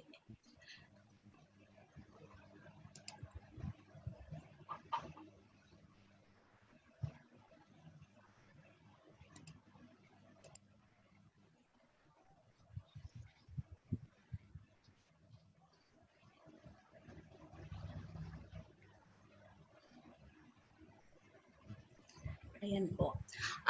Ang payak na opisina ng Student Services ay nagpo-provide ng mga sumusunod na serbisyo sa ating mga mag-aaral. Ito ay nahahati sa tatlo: Institutional Program and Service, Student Development, and Student Welfare Services. Under Institutional Program and Service, kasama po dito ang Admission Services, Culture and Arts Program, Health Services, Social and Community Involvement Program, Sports Development Program, and Scholarship and Financial Assistance. Under Student Development, mayroon tayong ipinoprovide na leadership training. Kami din po ang nangunguna at nagsusupervise ng mga student activities, student discipline, student government, student organizations and activities, and student publication. Under Student Welfare Services, mayroon tayong Career and Job Placement Services, Guidance and Counseling Services, and Information and Orientation Services. Doon po sa scholarship and financial assistance, alam ko na dito ako magpo-focus ng ating discussion sa araw na ito sapagkat alam ko na kailangan ng ating mga mag-aaral ang financial assistance sa panahong ito. Tayo ay mayroong 7 scholarship na ini-offer at ito ay mayroong Memorandum of Agreement mula sa mga sponsors. Ito ang Albarracin Scholarship Grant, PLDT o Gabay Guro, TES, Development Bank of the Philippines, Balikatan at Serbisyong Suarez at ang Project Tanglaw na sponsored ang ating mga alumni. Sa kasalukuyan, mayroon tayong 10 na scholars ng Albarracin. Ang ating 2G o Gabay Guro PLDT Scholarship Grant, mayroon tayong 10 scholars. Sa TES ay mayroon din tayong 31. Itong Development Bank of the Philippines ay bagong scholarship ng Philippine Normal University South Luzon, although matagal na itong mayroon sa Manila. So ngayong taon lang tayo nabigyan ng pagkakataon na makapagpadala ng ating mga applicants at bagong-bago silang na-approve na scholars ng DBP. Sila ay 10 din. Ang Balikatan ay under Congresswoman Helen Tan. Mayroon tayong 27 scholars at ito ay madadagdagan pa sapagkat sabi niya ay kung mayroon pang mga gustong mag-apply na hindi pa kasali dito sa Balikatan or sa Serbisyong Suarez, at sa iba pang government scholarship ay pwede pang mag-apply sa kanya kung talagang kailangan. Sa Serbisyong Suarez, mayroon tayong 36 at ang Project Tanglaw ay ipa-finalize natin. Although mayroon tayong 61 applicants at mayroong mga recommendations ang ating mga advisors, rather 51 applicants ang ating meron sa Project Tanglaw at ang recommendations ng ating mga advisors. Ito ay pa-finalize ang list mamayang hapon during our meeting ng mga screening committees. Kung mayroon kayong mga katanungan regarding the scholarship, pwede ninyo akong i-private message at pwede rin nyo akong i-email kung may gusto pang mag-apply sa Balikatan Scholarship at sa Serbisyong Suarez. Although hindi sa akin directly talaga nag-a-apply nito, mayroong mga representatives ang ating congressman at ang ating governor na tumatanggap ng mga application letter. Pero sinabihan naman ako ni Congresswoman Tan na pwede kaming mag-recommend ng alam namin ng mga bata na talagang nangangailangan ng scholarship. Ang Project Tanglaw ay ipa-finalize namin mamaya at bawat isang bata nito ay makakatanggap ng connectivity allowance amounting to 500 pesos a month. Initially ay naglagay kami ng budget na for the first term at ito ay para sa 3 buwan, kaya ang bata ay tatanggap ng 1,500. Bawat isang bata na makakwalify dito ay tatanggap ng 1,500 sapagkat pinag-usapan namin ang data ng isang bata ay umaabot ng 100, nag-budget kami ng 100 pesos per week para makapag-register kayo ng 7 days na data sa Globe or Smart o it's either kung ano ang ginagamit ninyong network. So usually mayroon tayong 4 weeks in a month. At yung another 100 ay kuminsan nagkakaroon tayo ng 5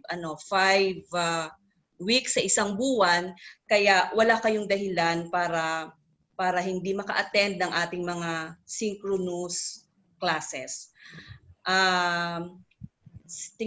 Pinag-aralan namin na yung 100 na data sa isang linggo ay sapat na sapagkat hindi naman natin yon isang buong linggo na gagamitin.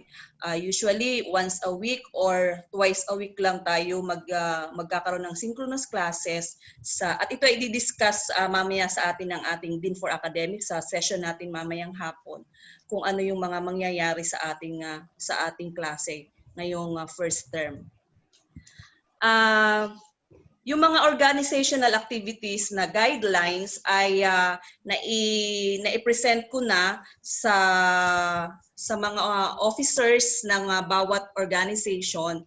Kaya siguro kung gusto nyong malaman, yung guidelines na yon ay ipapasa sa inyo ng mga presidents ng bawat organization. Kung mayroon pa pong mga katanungan, ulitin ko, ay pwede nyo naman akong i-private message. Okay? Yun lang po at maraming salamat sa inyong lahat.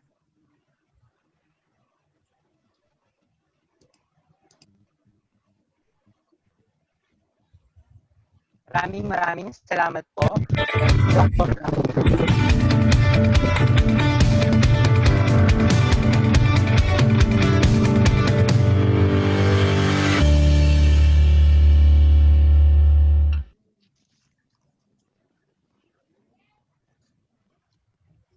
Maraming salamat po, Dr. Amor F. Laneda. Ngayon naman po, upang pag-usapan ang usapin ng pagre-rehistro at pagpasok, narito po ang OIC sa tanggapan ng rehistro, Dr. Nolly M. De Ramos.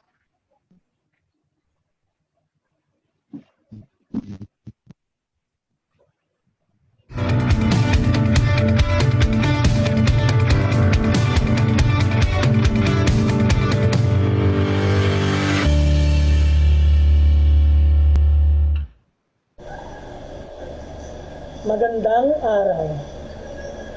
Ako si Dr. Nolly M. De Ramos. Ako ang kasalukuyang namumuno sa tanggapan ng tagapagtala at admission. Ako ay isang aghinuin.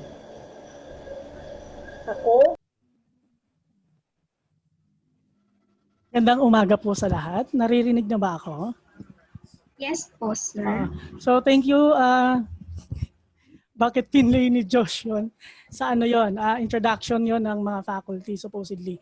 Anyway, salamat Mark at saka Shara for introducing me.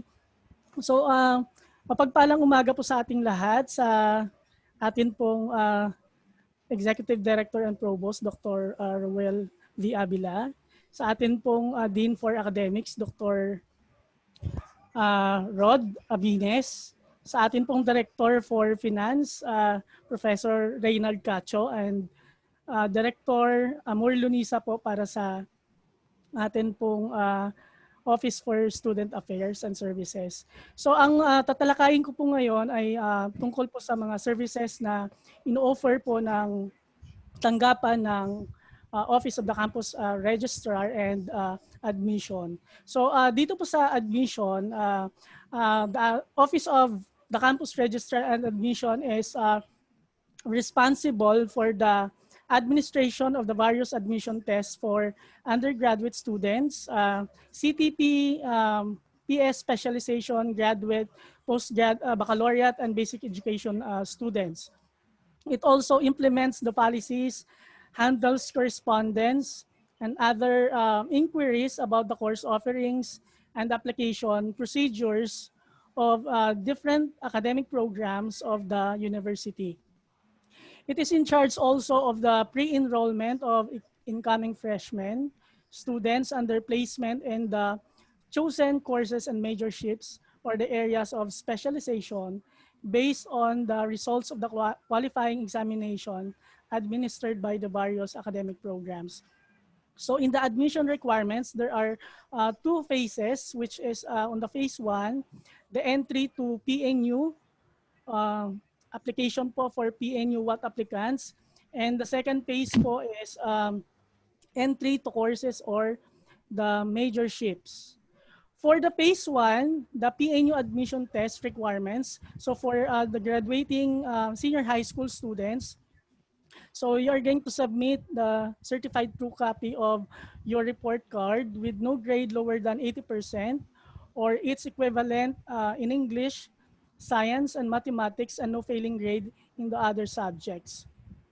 So for other applicants, for high school graduates, so wala naman na po tayong high school. Ang tinatanggap po natin ngayon ay mga senior high school students po or graduates. For transferees, they have to submit the transcript of records, certification of grades, or no grade lower than 80% or its equivalent in all subjects, and of course honorable dismissal coming from the schools kung saan po sila nanggaling. And other requirements po is the original good moral certificate and the original copy of NSO birth certificate. So pinapaalalahanan po namin yung mga incoming po natin, yung freshies po natin, na please submit the documents later on, siguro pag medyo okay na po yung new normal po natin. Pwede na po tayong makapag-visit po sa university natin. Okay? Admission requirements po for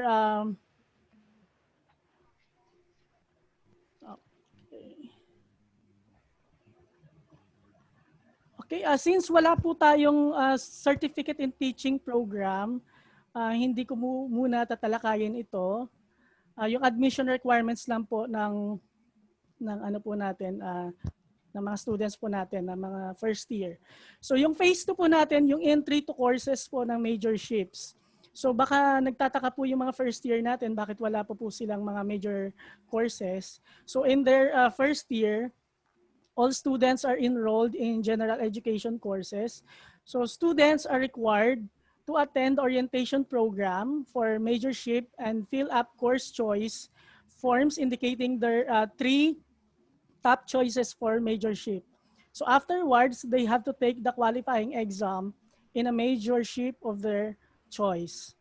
So final admission in any of the chosen courses is based on the following criteria specified by the academic programs. First is the grade requirement. Second is the passing of the qualifying examinations. And third is passing the oral interview and other requirements as specified by the program concerned. So what are the procedures in the recruitment for the various curricular programs? So step one, the Office of Admission and Registrar requires students to fill in the form of course choices. Pwede ba akong mag-share ng screen, John Mark? Para makita ng natin, ang mga viewers po natin. Yes po, sir. Okay, nakikita na po ba ang screen? Yes po. Okay. So step 2, the Office of Admission submits the list of applicants to the academic units or faculty institute. And step 3, academic programs administer the qualifying examinations and conduct interviews. Step 4, the Office of the Dean for Academics submit to the Office of the Admission the results of the qualifying examination and the interviews. And step 5, the Office of the Admission classifies freshman students who pass the qualifying examinations based on their chosen courses. And step 6, the Office of Admission coordinates with the academic or faculties institutes regarding the freshman's final course placement. And for the step 7, announces the number of sections to be opened in consultation with of course, the Dean for the Academics and TLE, and for the faculties and institutes. So what are the policies on transferees in the undergraduate level? As a government-funded institution, the Philippine Normal University opened its doors to the students who have started their tertiary studies in other colleges and universities. So the admission of these students is governed by the following existing policies on accreditation. So rule number 1, a course or subject taken in a recognized institution regarded as a reasonable equivalent to a course or subject in the PNU curriculum will be given full credit provided that the grade obtained is at least 85%, 2.0, or B. Rule number 2, no PNU diploma will be granted to a student unless he or she has completed the required courses or at least 50% of the total number of units taken in the last 2 years of residence in the university. So there are specific policies for transferees are as follows. So upon application, the applicant submits such valid credentials such as the transcript of records, honorable dismissal, the birth certificate, certificate of good moral character, coming from the Dean of Student Affairs of the school origin. Then the two sets of copies of picture taken in the past 6 months. Applicants with academic deficiencies, incomplete, failures, unauthorized withdrawal, and drop in any subject or have been refused admission in the previous school for disciplinary reasons will be treated the same and will not be qualified for admission. The applicant should pass the PNU oral interview and medical examination. So the applicant must take all the education and major courses at PNU. All transferees are considered probationary during their first term in the university. Failure in at least 6 units will render him or her ineligible for enrollment in the second term. So admission of transferees is subject to availability of slots as well as the quota specified by the university. So I will not also be tackling the requirements for foreign students. As of the moment, wala naman po tayong foreign students na naka-enroll po sa university. So transferees from PNU branches, SUCs, state universities, and other colleges. So meron po tayo mga transferees galing po ng PNU Main na lumipat po sa PNU South Luzon. At yung iba po na may balak na galing sa ibang mga university na mag-transfer. So mayroon po tayong policy regarding po dyan. So minor basic subjects with the same course description will be credited. Original transcript of records with remarks stated as copy for PNU or granted honorable dismissal must be submitted. A recommendation from the executive director and provost is needed. And transferees should not have been dismissed by the school of origin. And 5, admission is subject to availability of slots. For the registration and enrollment, registration procedure for returnees, meron po tayong mga returnee students po. Yung iba po sa kanila ay 2015, meron din po tayong 2016 na mga students na bumalik po sa university. So ang guidelines po natin dito, returnees who have filed an official leave of absence and for readmission, and students for readmission must get approval and permit for readmission from the university registrar to be signed by the Dean for Academics. For cross-enrollees, so from another institution, shall be admitted to the university only upon presentation of a written permit from the university registrar. The permit shall state the total number of units to be taken by the student and the subjects he or she is authorized to take in the university. So what are the requirements for enrollment? So first is the medical certificate that he or she passed the medical examination as attested by the PNU medical officers. So as of the moment po, medyo kinonsider po natin yung requirement po dito regarding po sa medical kasi po we are experiencing the pandemic. Kaya po, but there are due dates po na kailangan po ma-submit po ng mga students po natin yung medical certificate po nila. The original form 138 or high school report card or form 137. Certificate of good moral character from the principal or the guidance counselor. Submitted credentials should be checked by the Office of the Admissions to ensure authenticity and completeness. Any falsification of such documents or constitutes a ground for the disqualification for enrollment. Number 5, duly accomplished student's information sheet. And 6, upon submission of such requirements, a student receives a notice of admission to be presented to the enrollment advisor. So medyo hindi na po natin na ano po yung 5 at saka number 6 kasi nga wala naman po tayong face-to-face or hindi po yung mga students natin pumunta sa university. Ginawa po natin yung enrollment po natin via online po.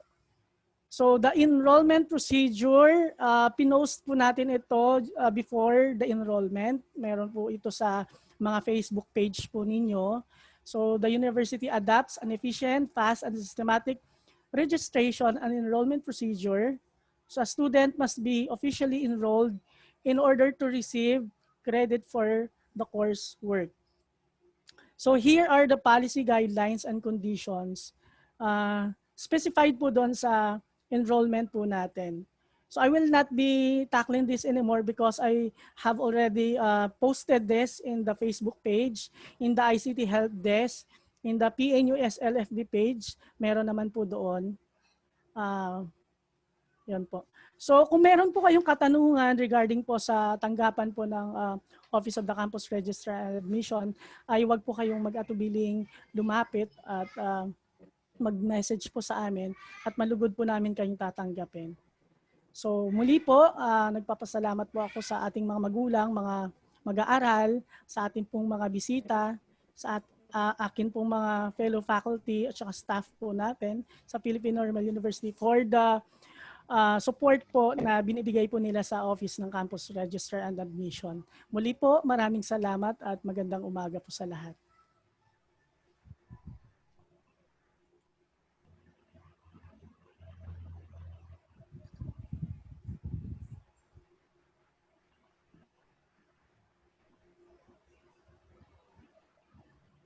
Thank you so much, Dr. Nolly. sa ganito amin. Ang katanungan pa tayo ay wag mahihiyang lumapit kay Dr. Nolly na kung may mga naguguluhan pa tayo sa mga nasabi niya. Ngayon naman po, dumako po tayo sa kasarian at pag-unlad na ipapaliwanag sa atin ni Professor Brenda P. Villamor ang tagapangasiwa. Magandang umaga mula sa tanggapan ng Kasarian at Pag-unlad o ang tinatawag na Gender and Development Office. Mag-share po ako ng screen. Okay, thank you. Ano nga ba ang Gender and Development or GAD or Kasarian at Pag-unlad? So kung titignan natin, anong ibig sabihin ng gender and development? Pag sinabi nating gender and development, this is development perspective and process that is participatory and empowering, equitable, sustainable, free from violence, respectful of human rights, supportive of self-determination, and actualization of human potentials. Yun po ay galing sa Philippine Commission on Women or PCW. So ang gender and development ay isang proseso at perspektibo na nangangailangan ng pakikilahok. Sabi na dito, it is participatory. Nangangailangan ng pakikilahok ng bawat isa para sa pagpapanatili ng pagpapantay-pantay ng bawat tao, alinmang kasarian, alinmang estado sa buhay, na walang nangyayaring karahasan at may respeto sa bawat karapatan ng bawat isa at nagsusuporta sa pagsasakatuparan ng mga niloloob o ambisyon ng bawat tao. So yun po ang definition o ibig sabihin ng gender and development o kasarian at pag-unlad. Ano nga ba ang development? What is development? So pag sinabi nating development, according to Oxford Dictionary, sinasabi dito na ang development ay specified state of growth or advancement. O ito ay pag-usbong. Pag sinabing growth ay pagtubo o pag-usbong o pagsulong. So pag tinignan natin, applicable to God, ano ba yung development sa God? Pag sinabi nating development sa God is development is about a full and satisfying life for all that is shared in a responsibility. O ang development ay para sa buo, masaya, kontento at maunlad na buhay para sa bawat isa sa atin, which is meron dapat pagbabahagi ng mga responsibilidad. There should be a shared responsibility. So that is development when applied to God. So ano naman yung gender? Alam naman natin what's the difference between gender and sex, no? Pag sinabi nating sex is biological, pero pag sinabi nating gender o kasarian is social, based on social aspect. So, okay. So, pakita ko yung chart na ito. Ano yung program ng God o yung opisina ng Gender and Development o yung kasarian at pag-unlad ay naglalayo na ang layunin nito ay mabigyan tayo ng growth o pag-usbong na sabi natin kanina at progress. Nilalayo ng God na wala sanang maghihirap, kundi walang mahirap, zero poverty, but instead we are progressive. So paano natin makakamit ito? Through gender equality and women empowerment. O pagkakapantay-pantay sa lahat ng kasarian o pag-i-empower natin sa mga kababaihan. Okay? O baka sabihin niyo, bakit kababaihan lang? Alam naman natin na for a very long time, women were regarded as second class of the society, even in other countries, ay ang pagtingin nila sa mga kababaihan ay mas mababa ang kanyang status kesa sa mga lalaki. Kaya dito sa gender and development ay ini-empower ang mga kababaihan na hindi dapat natin silang tignan ang mga kababaihan na mas mababa ang kanilang estado, kundi ine-empower natin sila para sa progress o makamit natin yung progress o development, pag-unlad at pag-growth o pag-usbong ng bawat isa sa atin. Kahit sa mga international na mandato, makita natin yung mga mandato na ito ay nagbibigay ng kahalagahan sa gender equality o pagkakapantay-pantay lahat ng kasarian at sa pag-i-empower sa women. So, sa Millennium Development Goal 3, which is, although natapos na ito noong 2015, in number 3 of the MDG, it says here that to promote gender equality and empower women. Pagkatapos ng Millennium Development Goal ay meron na namang Sustainable Development Goal or SDG.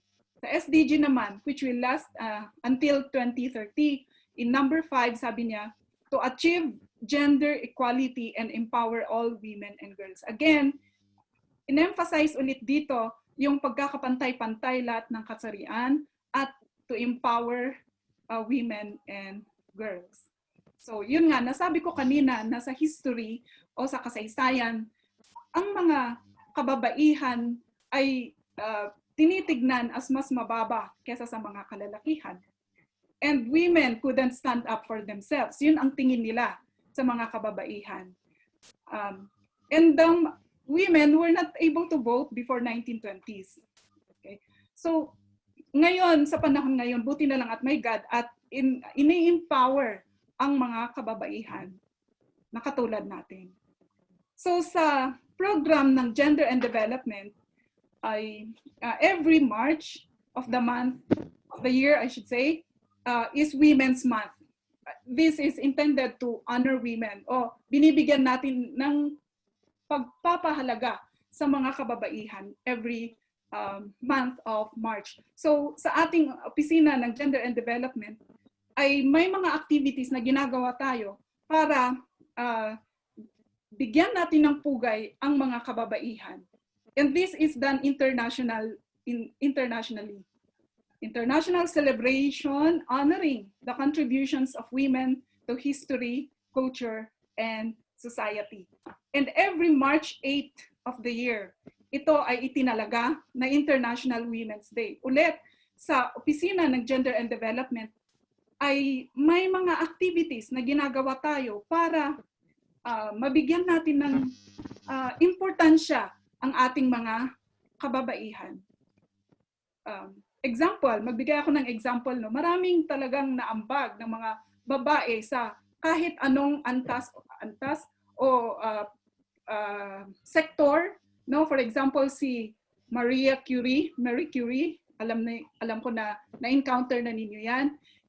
She is the first woman to win a Nobel Prize for discovering radioactivity. And hindi lang yon ang kanyang nagawa o naambag, kundi nag-discover siya kasama ang kanyang asawa ng isang radioactive element o dalawang radioactive element na polonium and radium. So yan ang isang example ng may naambag sa ating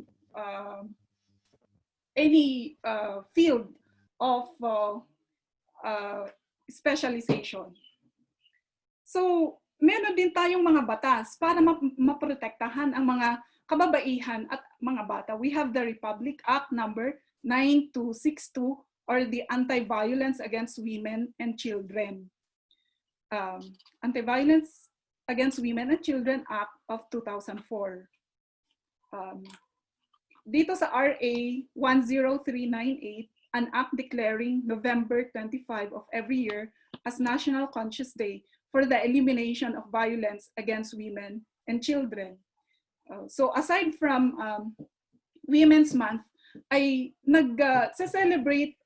nagkakaroon tayo ng campaign para wakasan ang violence against women and children. At ito ay yung mga batas para kung sino man ang napatunayan na guilty sa mga paghahasik ng violence sa mga women and children ay may karampatang mga parusa na ipapataw para sa kanila. And we have the 18-day campaign against violence against women and children na nag-uumpisa sa November 25 to December 13. 18-day campaign. Ito ay mag-start dun sa National Conscious Day for the Elimination of Violence Against Women and Children. Okay. So sa opisina ng kasarian at pag-unlad ay nagkakaroon tayo ng activities to promote or to maging aware tayo sa mga violence na ginagawa sa mga kababaihan. At kung tayo mga naging biktima ng mga ganon ay alam natin na may parusa na ibibigay. Huwag tayong matakot na magsumbong kasi may mga parusa sa mga nagba-violate sa atin. Okay. Meron din tayong batas na tinatawag na Magna Carta of Women, which is Republic Act 9710. Ang Magna Carta of Women.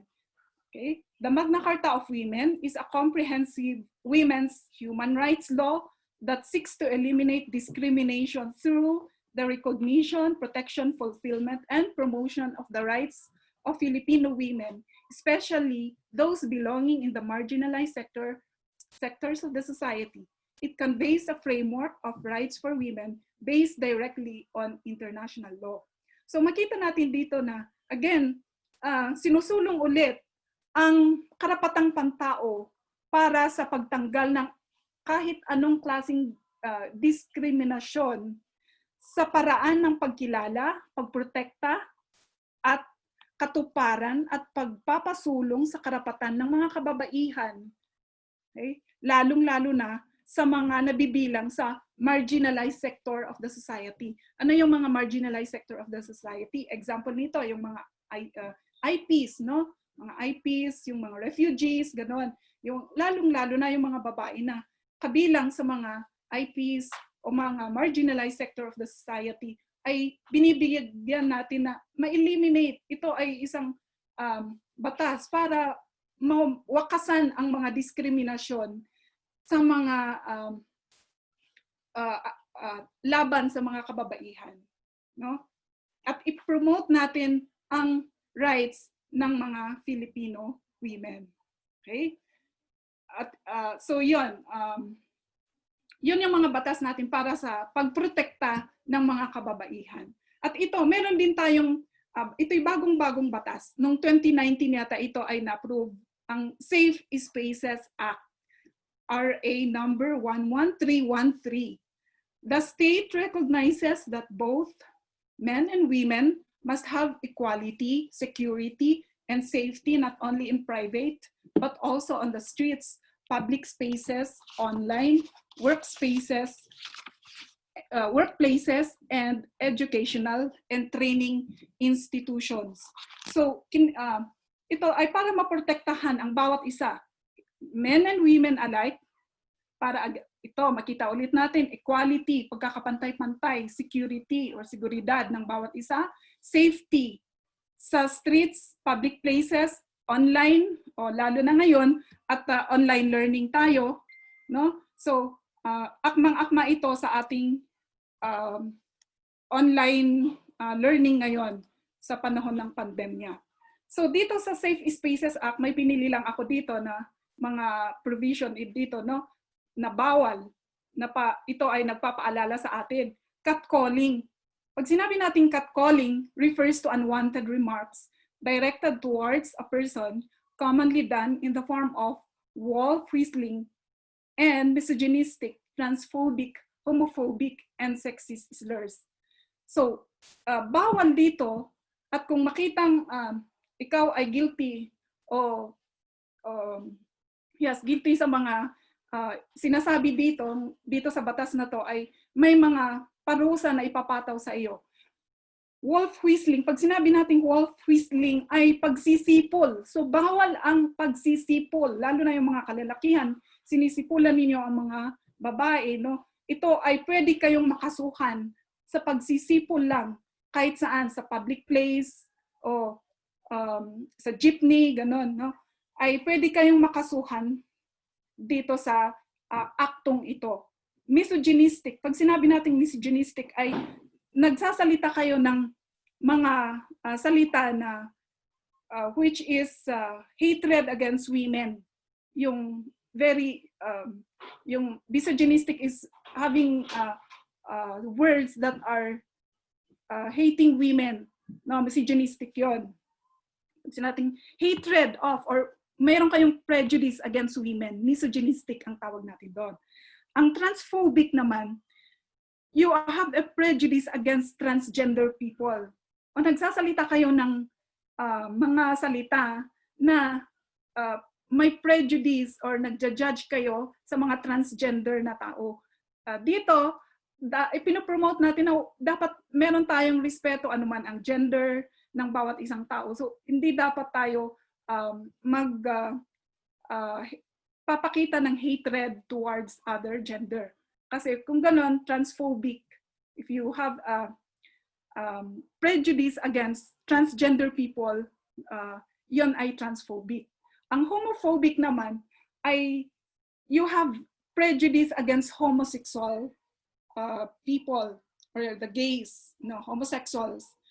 Okay? So, dapat ay nire-respeto natin sila. Huwag tayong magsalita ng mga walang respeto ng words that hating words against homosexuals. Kasi yun, ang tawag natin doon, pag ginagawa niyo yun, ay homophobic. And sexist slurs.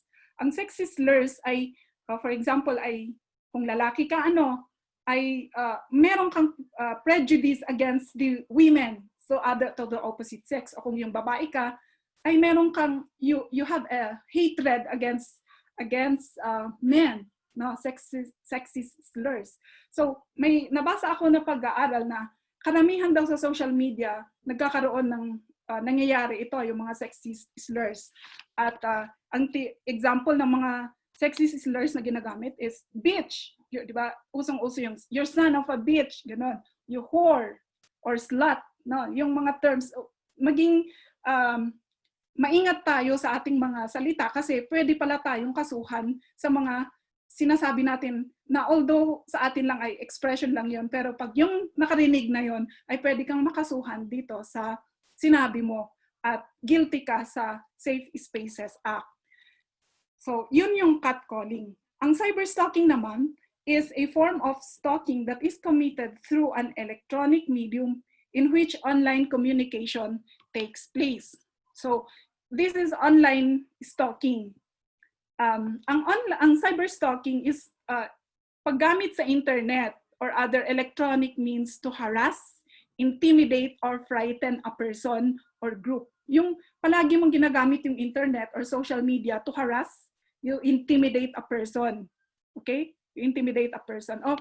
Example nito ay nag-a-accuse ka sa isang tao by posting mga statements na hindi naman totoo against a person or a group, no, ay cyberstalking yon, no? Okay? So, yun yung Safe Spaces Act.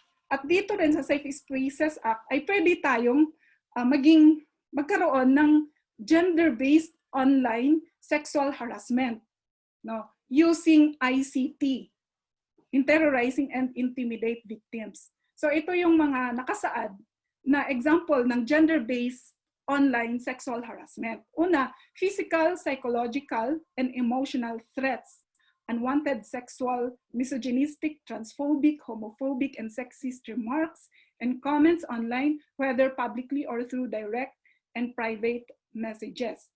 Okay?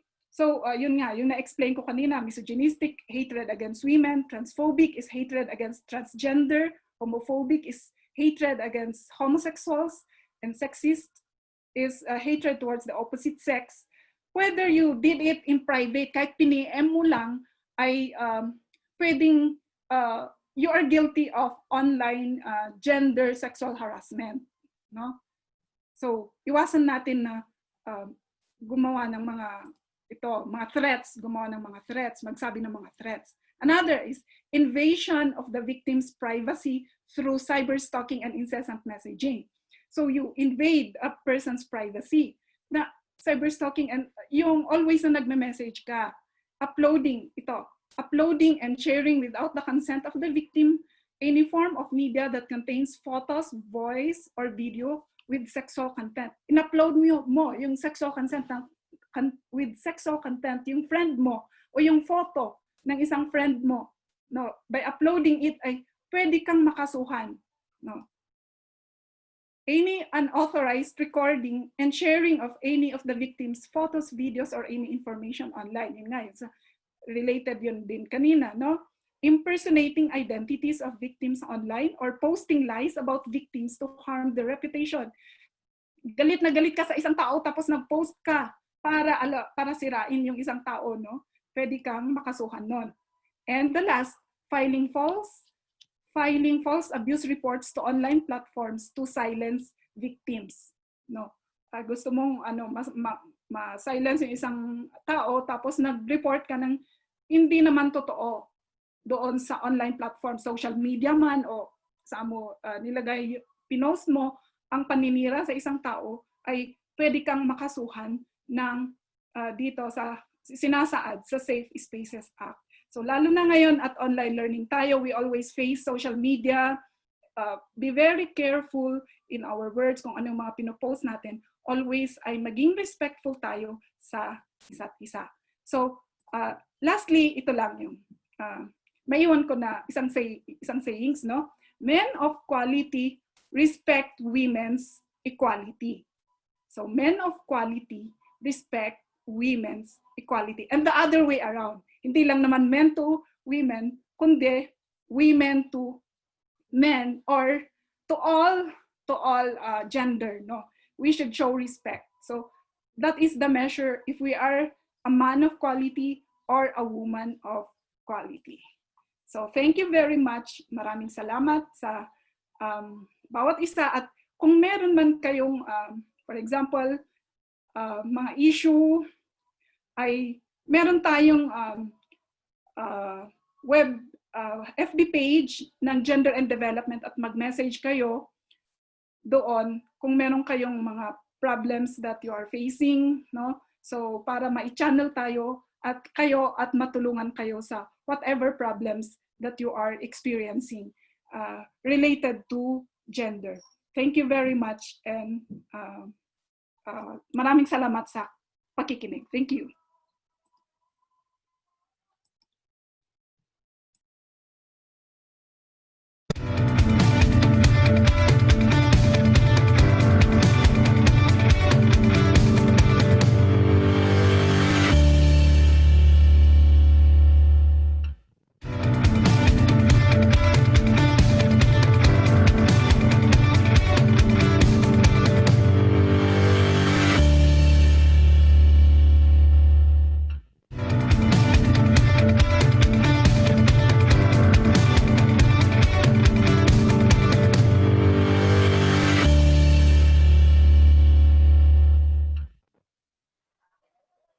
Maraming salamat po, Professor Brenda B. Villamor.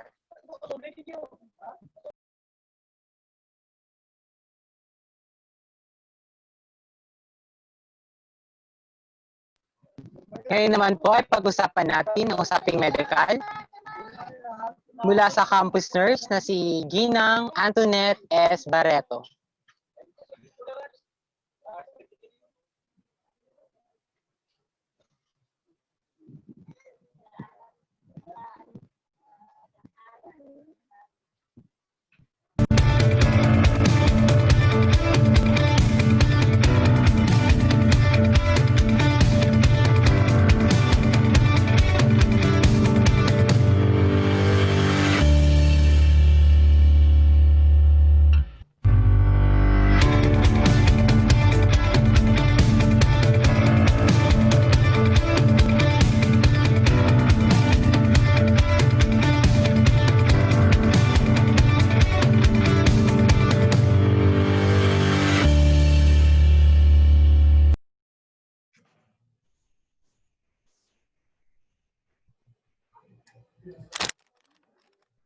Magandang umaga po sa ating lahat.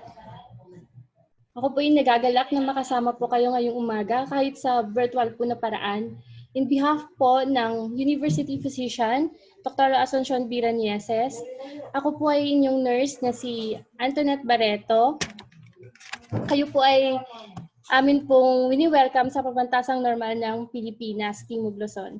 Meron po akong konting pagpapaliwanag tungkol po sa inyong taunang physical examination. May flash po ako, i-share po ako sa screen.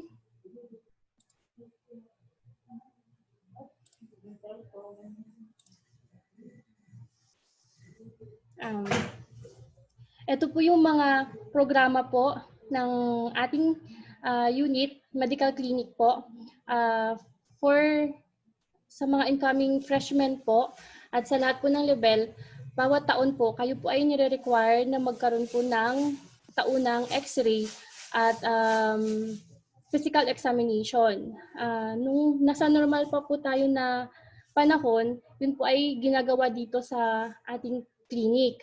Pero sa ngayon po, dahil po sa pandemya, ito po ay atin muna pong pinagpaliban. Pero po, dahil as part po siya ng inyong requirements sa enrollment, kailangan po pa rin ninyong maipasa ang mga resulta po ng inyong x-ray at drug test po para dun sa mga incoming first year. Meron pong isang form na in-insert po kami doon po sa matatanggap po ninyo na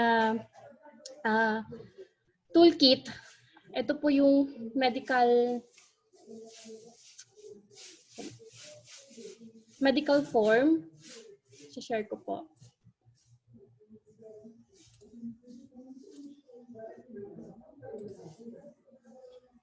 Ito po ay ipe-present po, dadalhin niyo po ito sa isang doktor na sa inyo pong mga lugar kung saan po kayo nakatira. Maghanap po kayo ng isang physician na mag-fill up po nung form na ito. Dala po ninyo ang inyong resulta ng x-ray tsaka drug test po para dun sa mga incoming first year. Ito po ay fill upan ng doktor at kailangan po ito ay napirmahan bago nyo po siya i-email po ulit pabalik sa amin. Na deadline po siya ng December 10 ng taon po na ito.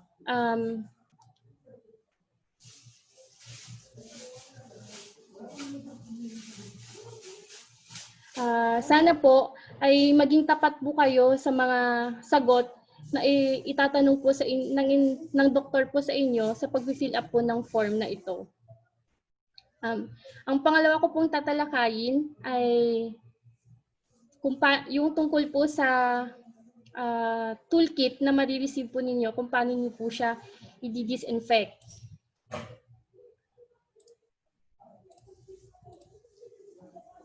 May matatanggap po kayo na toolkit. Yun po ay nakabalot.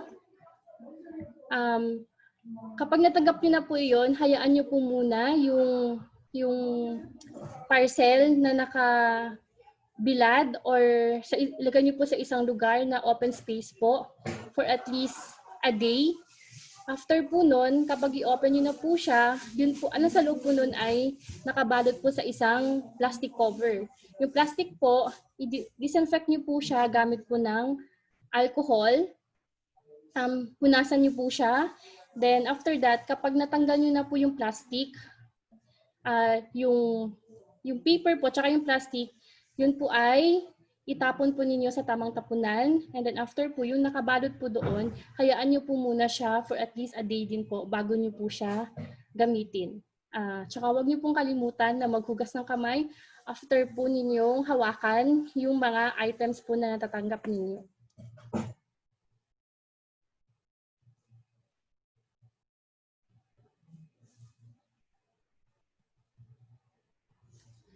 Para po sa ating kaligtasan at maiwasan po yung virus, tayo po ay maghugas lagi ng kamay.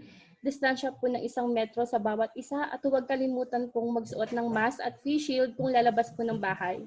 Paalala lang po mula sa medical clinic, kumain din po tayo ng masustansyang pagkain at uminom ng mga bitamina.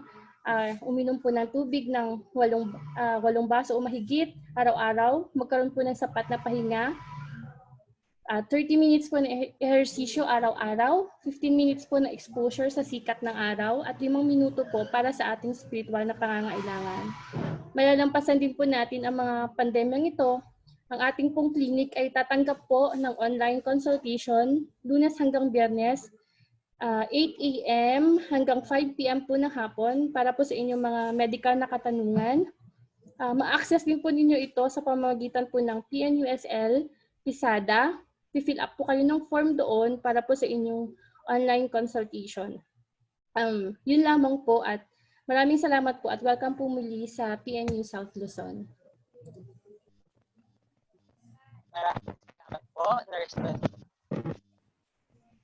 Maraming salamat po, Nurse. Ngayon naman po, sa pagkakataong ito ay sabay-sabay nating panoorin ang mga class policies na ginampanan ni Professor Iona Ofelia. Narito po ang video presentation.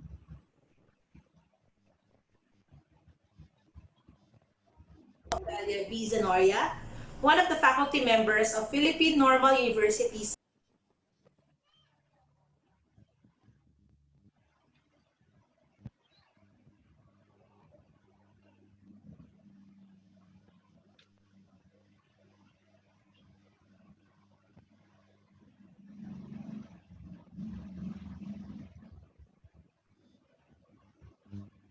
Here are the things. Welcome to Philippine Normal University South Luzon. As we transition to the new normal, here are the things that you should remember during the synchronous and asynchronous classes.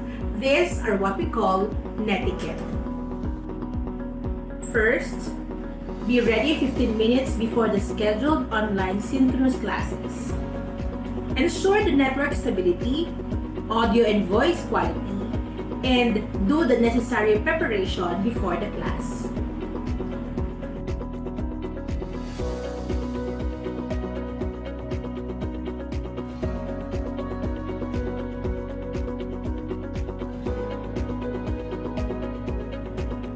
Second, be presentable.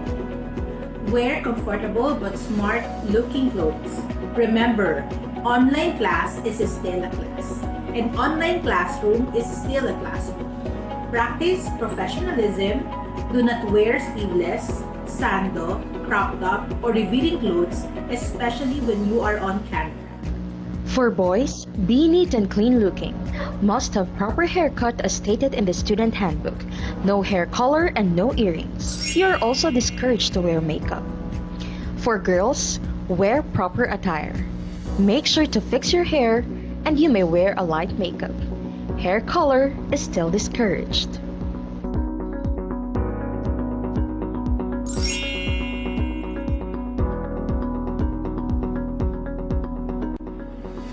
Ensure the framing of camera from head to your shoulder. Make sure that there is space from your head to the camera frame. This will help you to keep your posture and be attentive during the lesson. Use earphones as much as possible for you to focus on the discussion and to avoid unnecessary noise. However, if someone is talking, please put your microphone on mute. You may unmute your microphone if you are about to say something. Putting the camera off is discouraged. However, if there is a need to do so, due to low bandwidth or you have to go to the restroom, please inform the group in the group chat of the platform you are using. If you're assigned to report and you anticipate that the connection will not be stable because of some reason, you may record your report and submit to your leader or to your professor.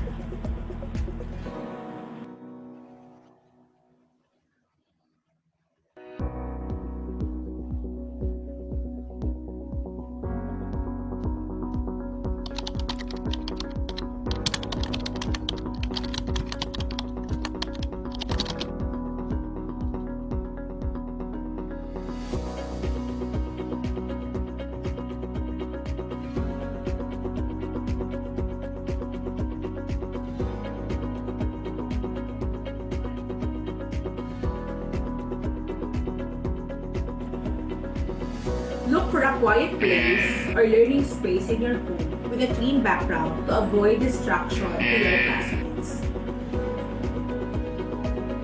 These are the things that you should remember while you are working with your classmates or when you are in an online classroom. Class policy for offline or asynchronous class, working with classmates or online classroom. Work within the timeline set by the group to avoid techno stress.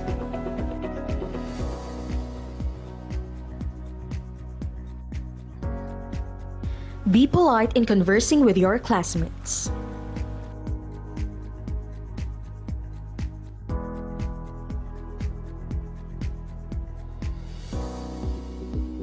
Meeting face-to-face is discouraged.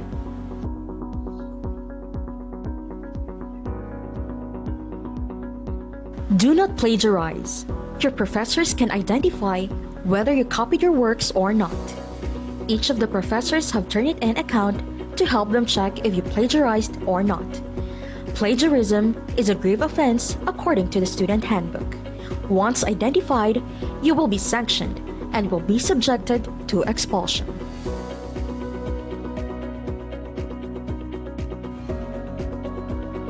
No cheating. Cheating is also a grave offense and can be a reason of suspension or expulsion.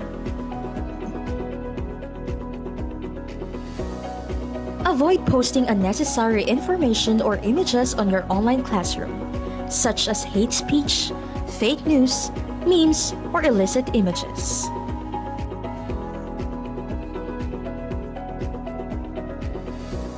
Do not delete your classmates' work or posts. Your groups are monitored by the administration and any unnecessary postings will be deleted. During consultation or advising, these are the things that you should remember. Offline asynchronous class, consultation and advising. Be courteous. Always pay respect to the professors or anyone in authority by addressing them properly, such as Doctor, Prof, Miss, Mr, Sir, Ma'am, or Madam. Use formal writing when you email anyone regarding your concern. Use your official PNU email.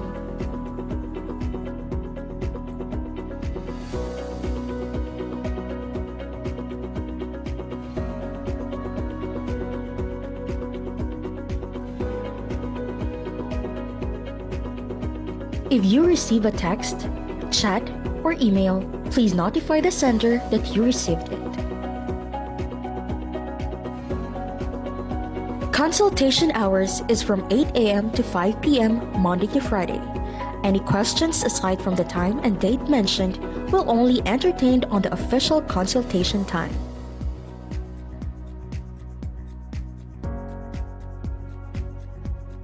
For personal profile, use your most recent photo as your profile picture. Avoid using seductive photo or any photo that may disturb your classmates and professors. Use your real name. Using alias might confuse the professor in identifying and checking of the requirements.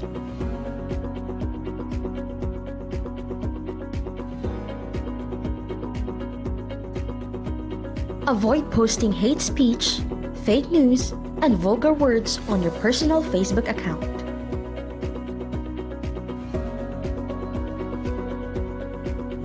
Do not change your name that appears on the group chat.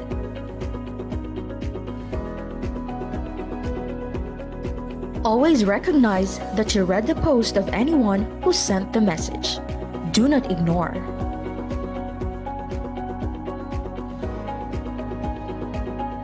Do not kick anyone from the group and do not leave the group.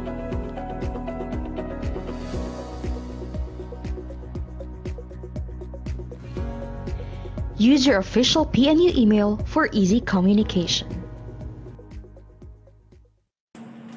Welcome to Philippine Normal University South Luzon. As we transition to the new normal, here are the things that you should remember during the synchronous and asynchronous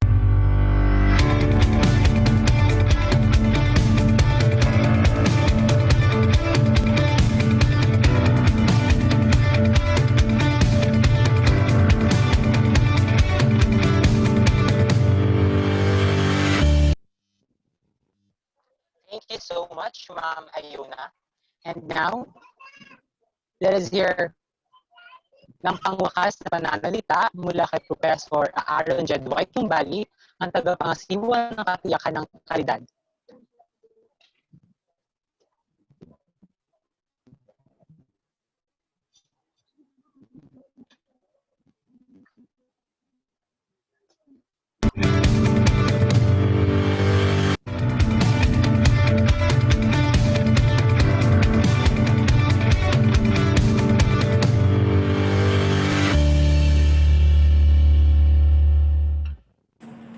Welcome to Philippine Normal University South Luzon.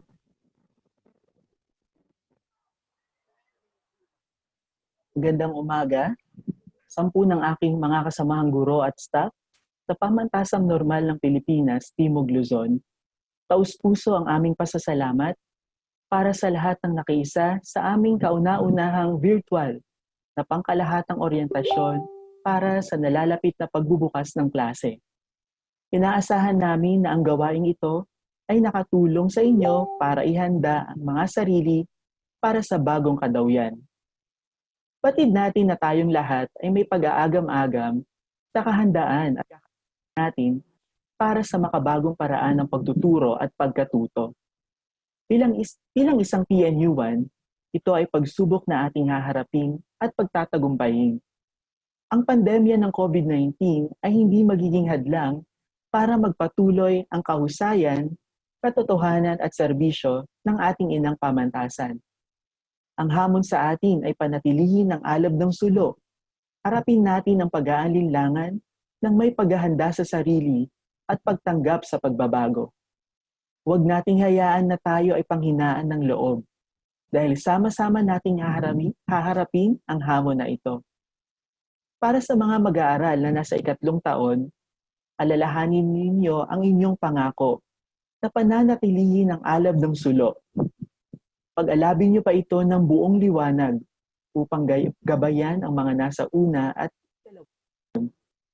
maging mabuting halimbawa kayo sa pagtanggap at pagharap ng hamon ng may kababaang loob at talino.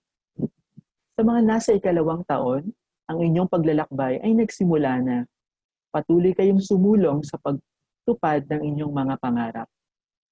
Sa mga nasa unang taon, asahan ninyo na kayo ay nasa mabuting paggalingan ng ating inang pamantasan. Ang katagumpayan ng pagtuturo at pagkatuto sa bagong kadawyan ay makakamit natin sa ating pagkakaisa at pagtutulungan. Kasiyahan nawa tayo ng may kapal.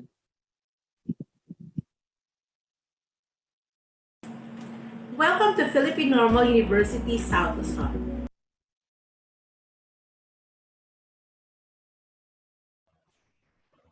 Maraming salamat, Professor Jed Tumbali. Ngayon naman po ay sama-sama nating pakinggan at isapuso ang himno ng pamantasan na pamumunuan ng Koro Filipino.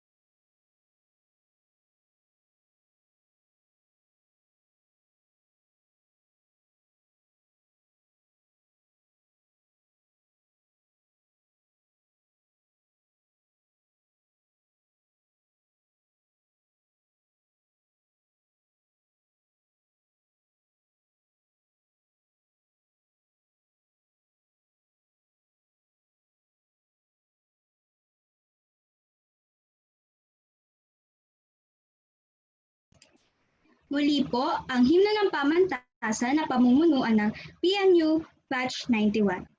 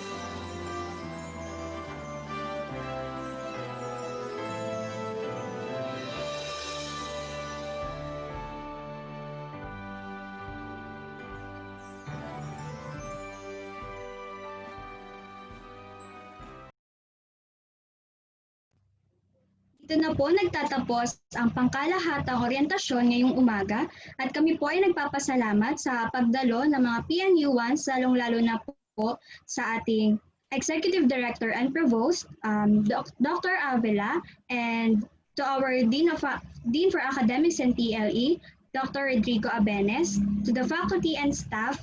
Good morning po and thank you so much po. Pinapaalala po na mamaya pong hapon meron po ulit tayong may kadugtong po itong orientation na ito na magsisimula na 1:30 ng hapon. Maraming salamat po.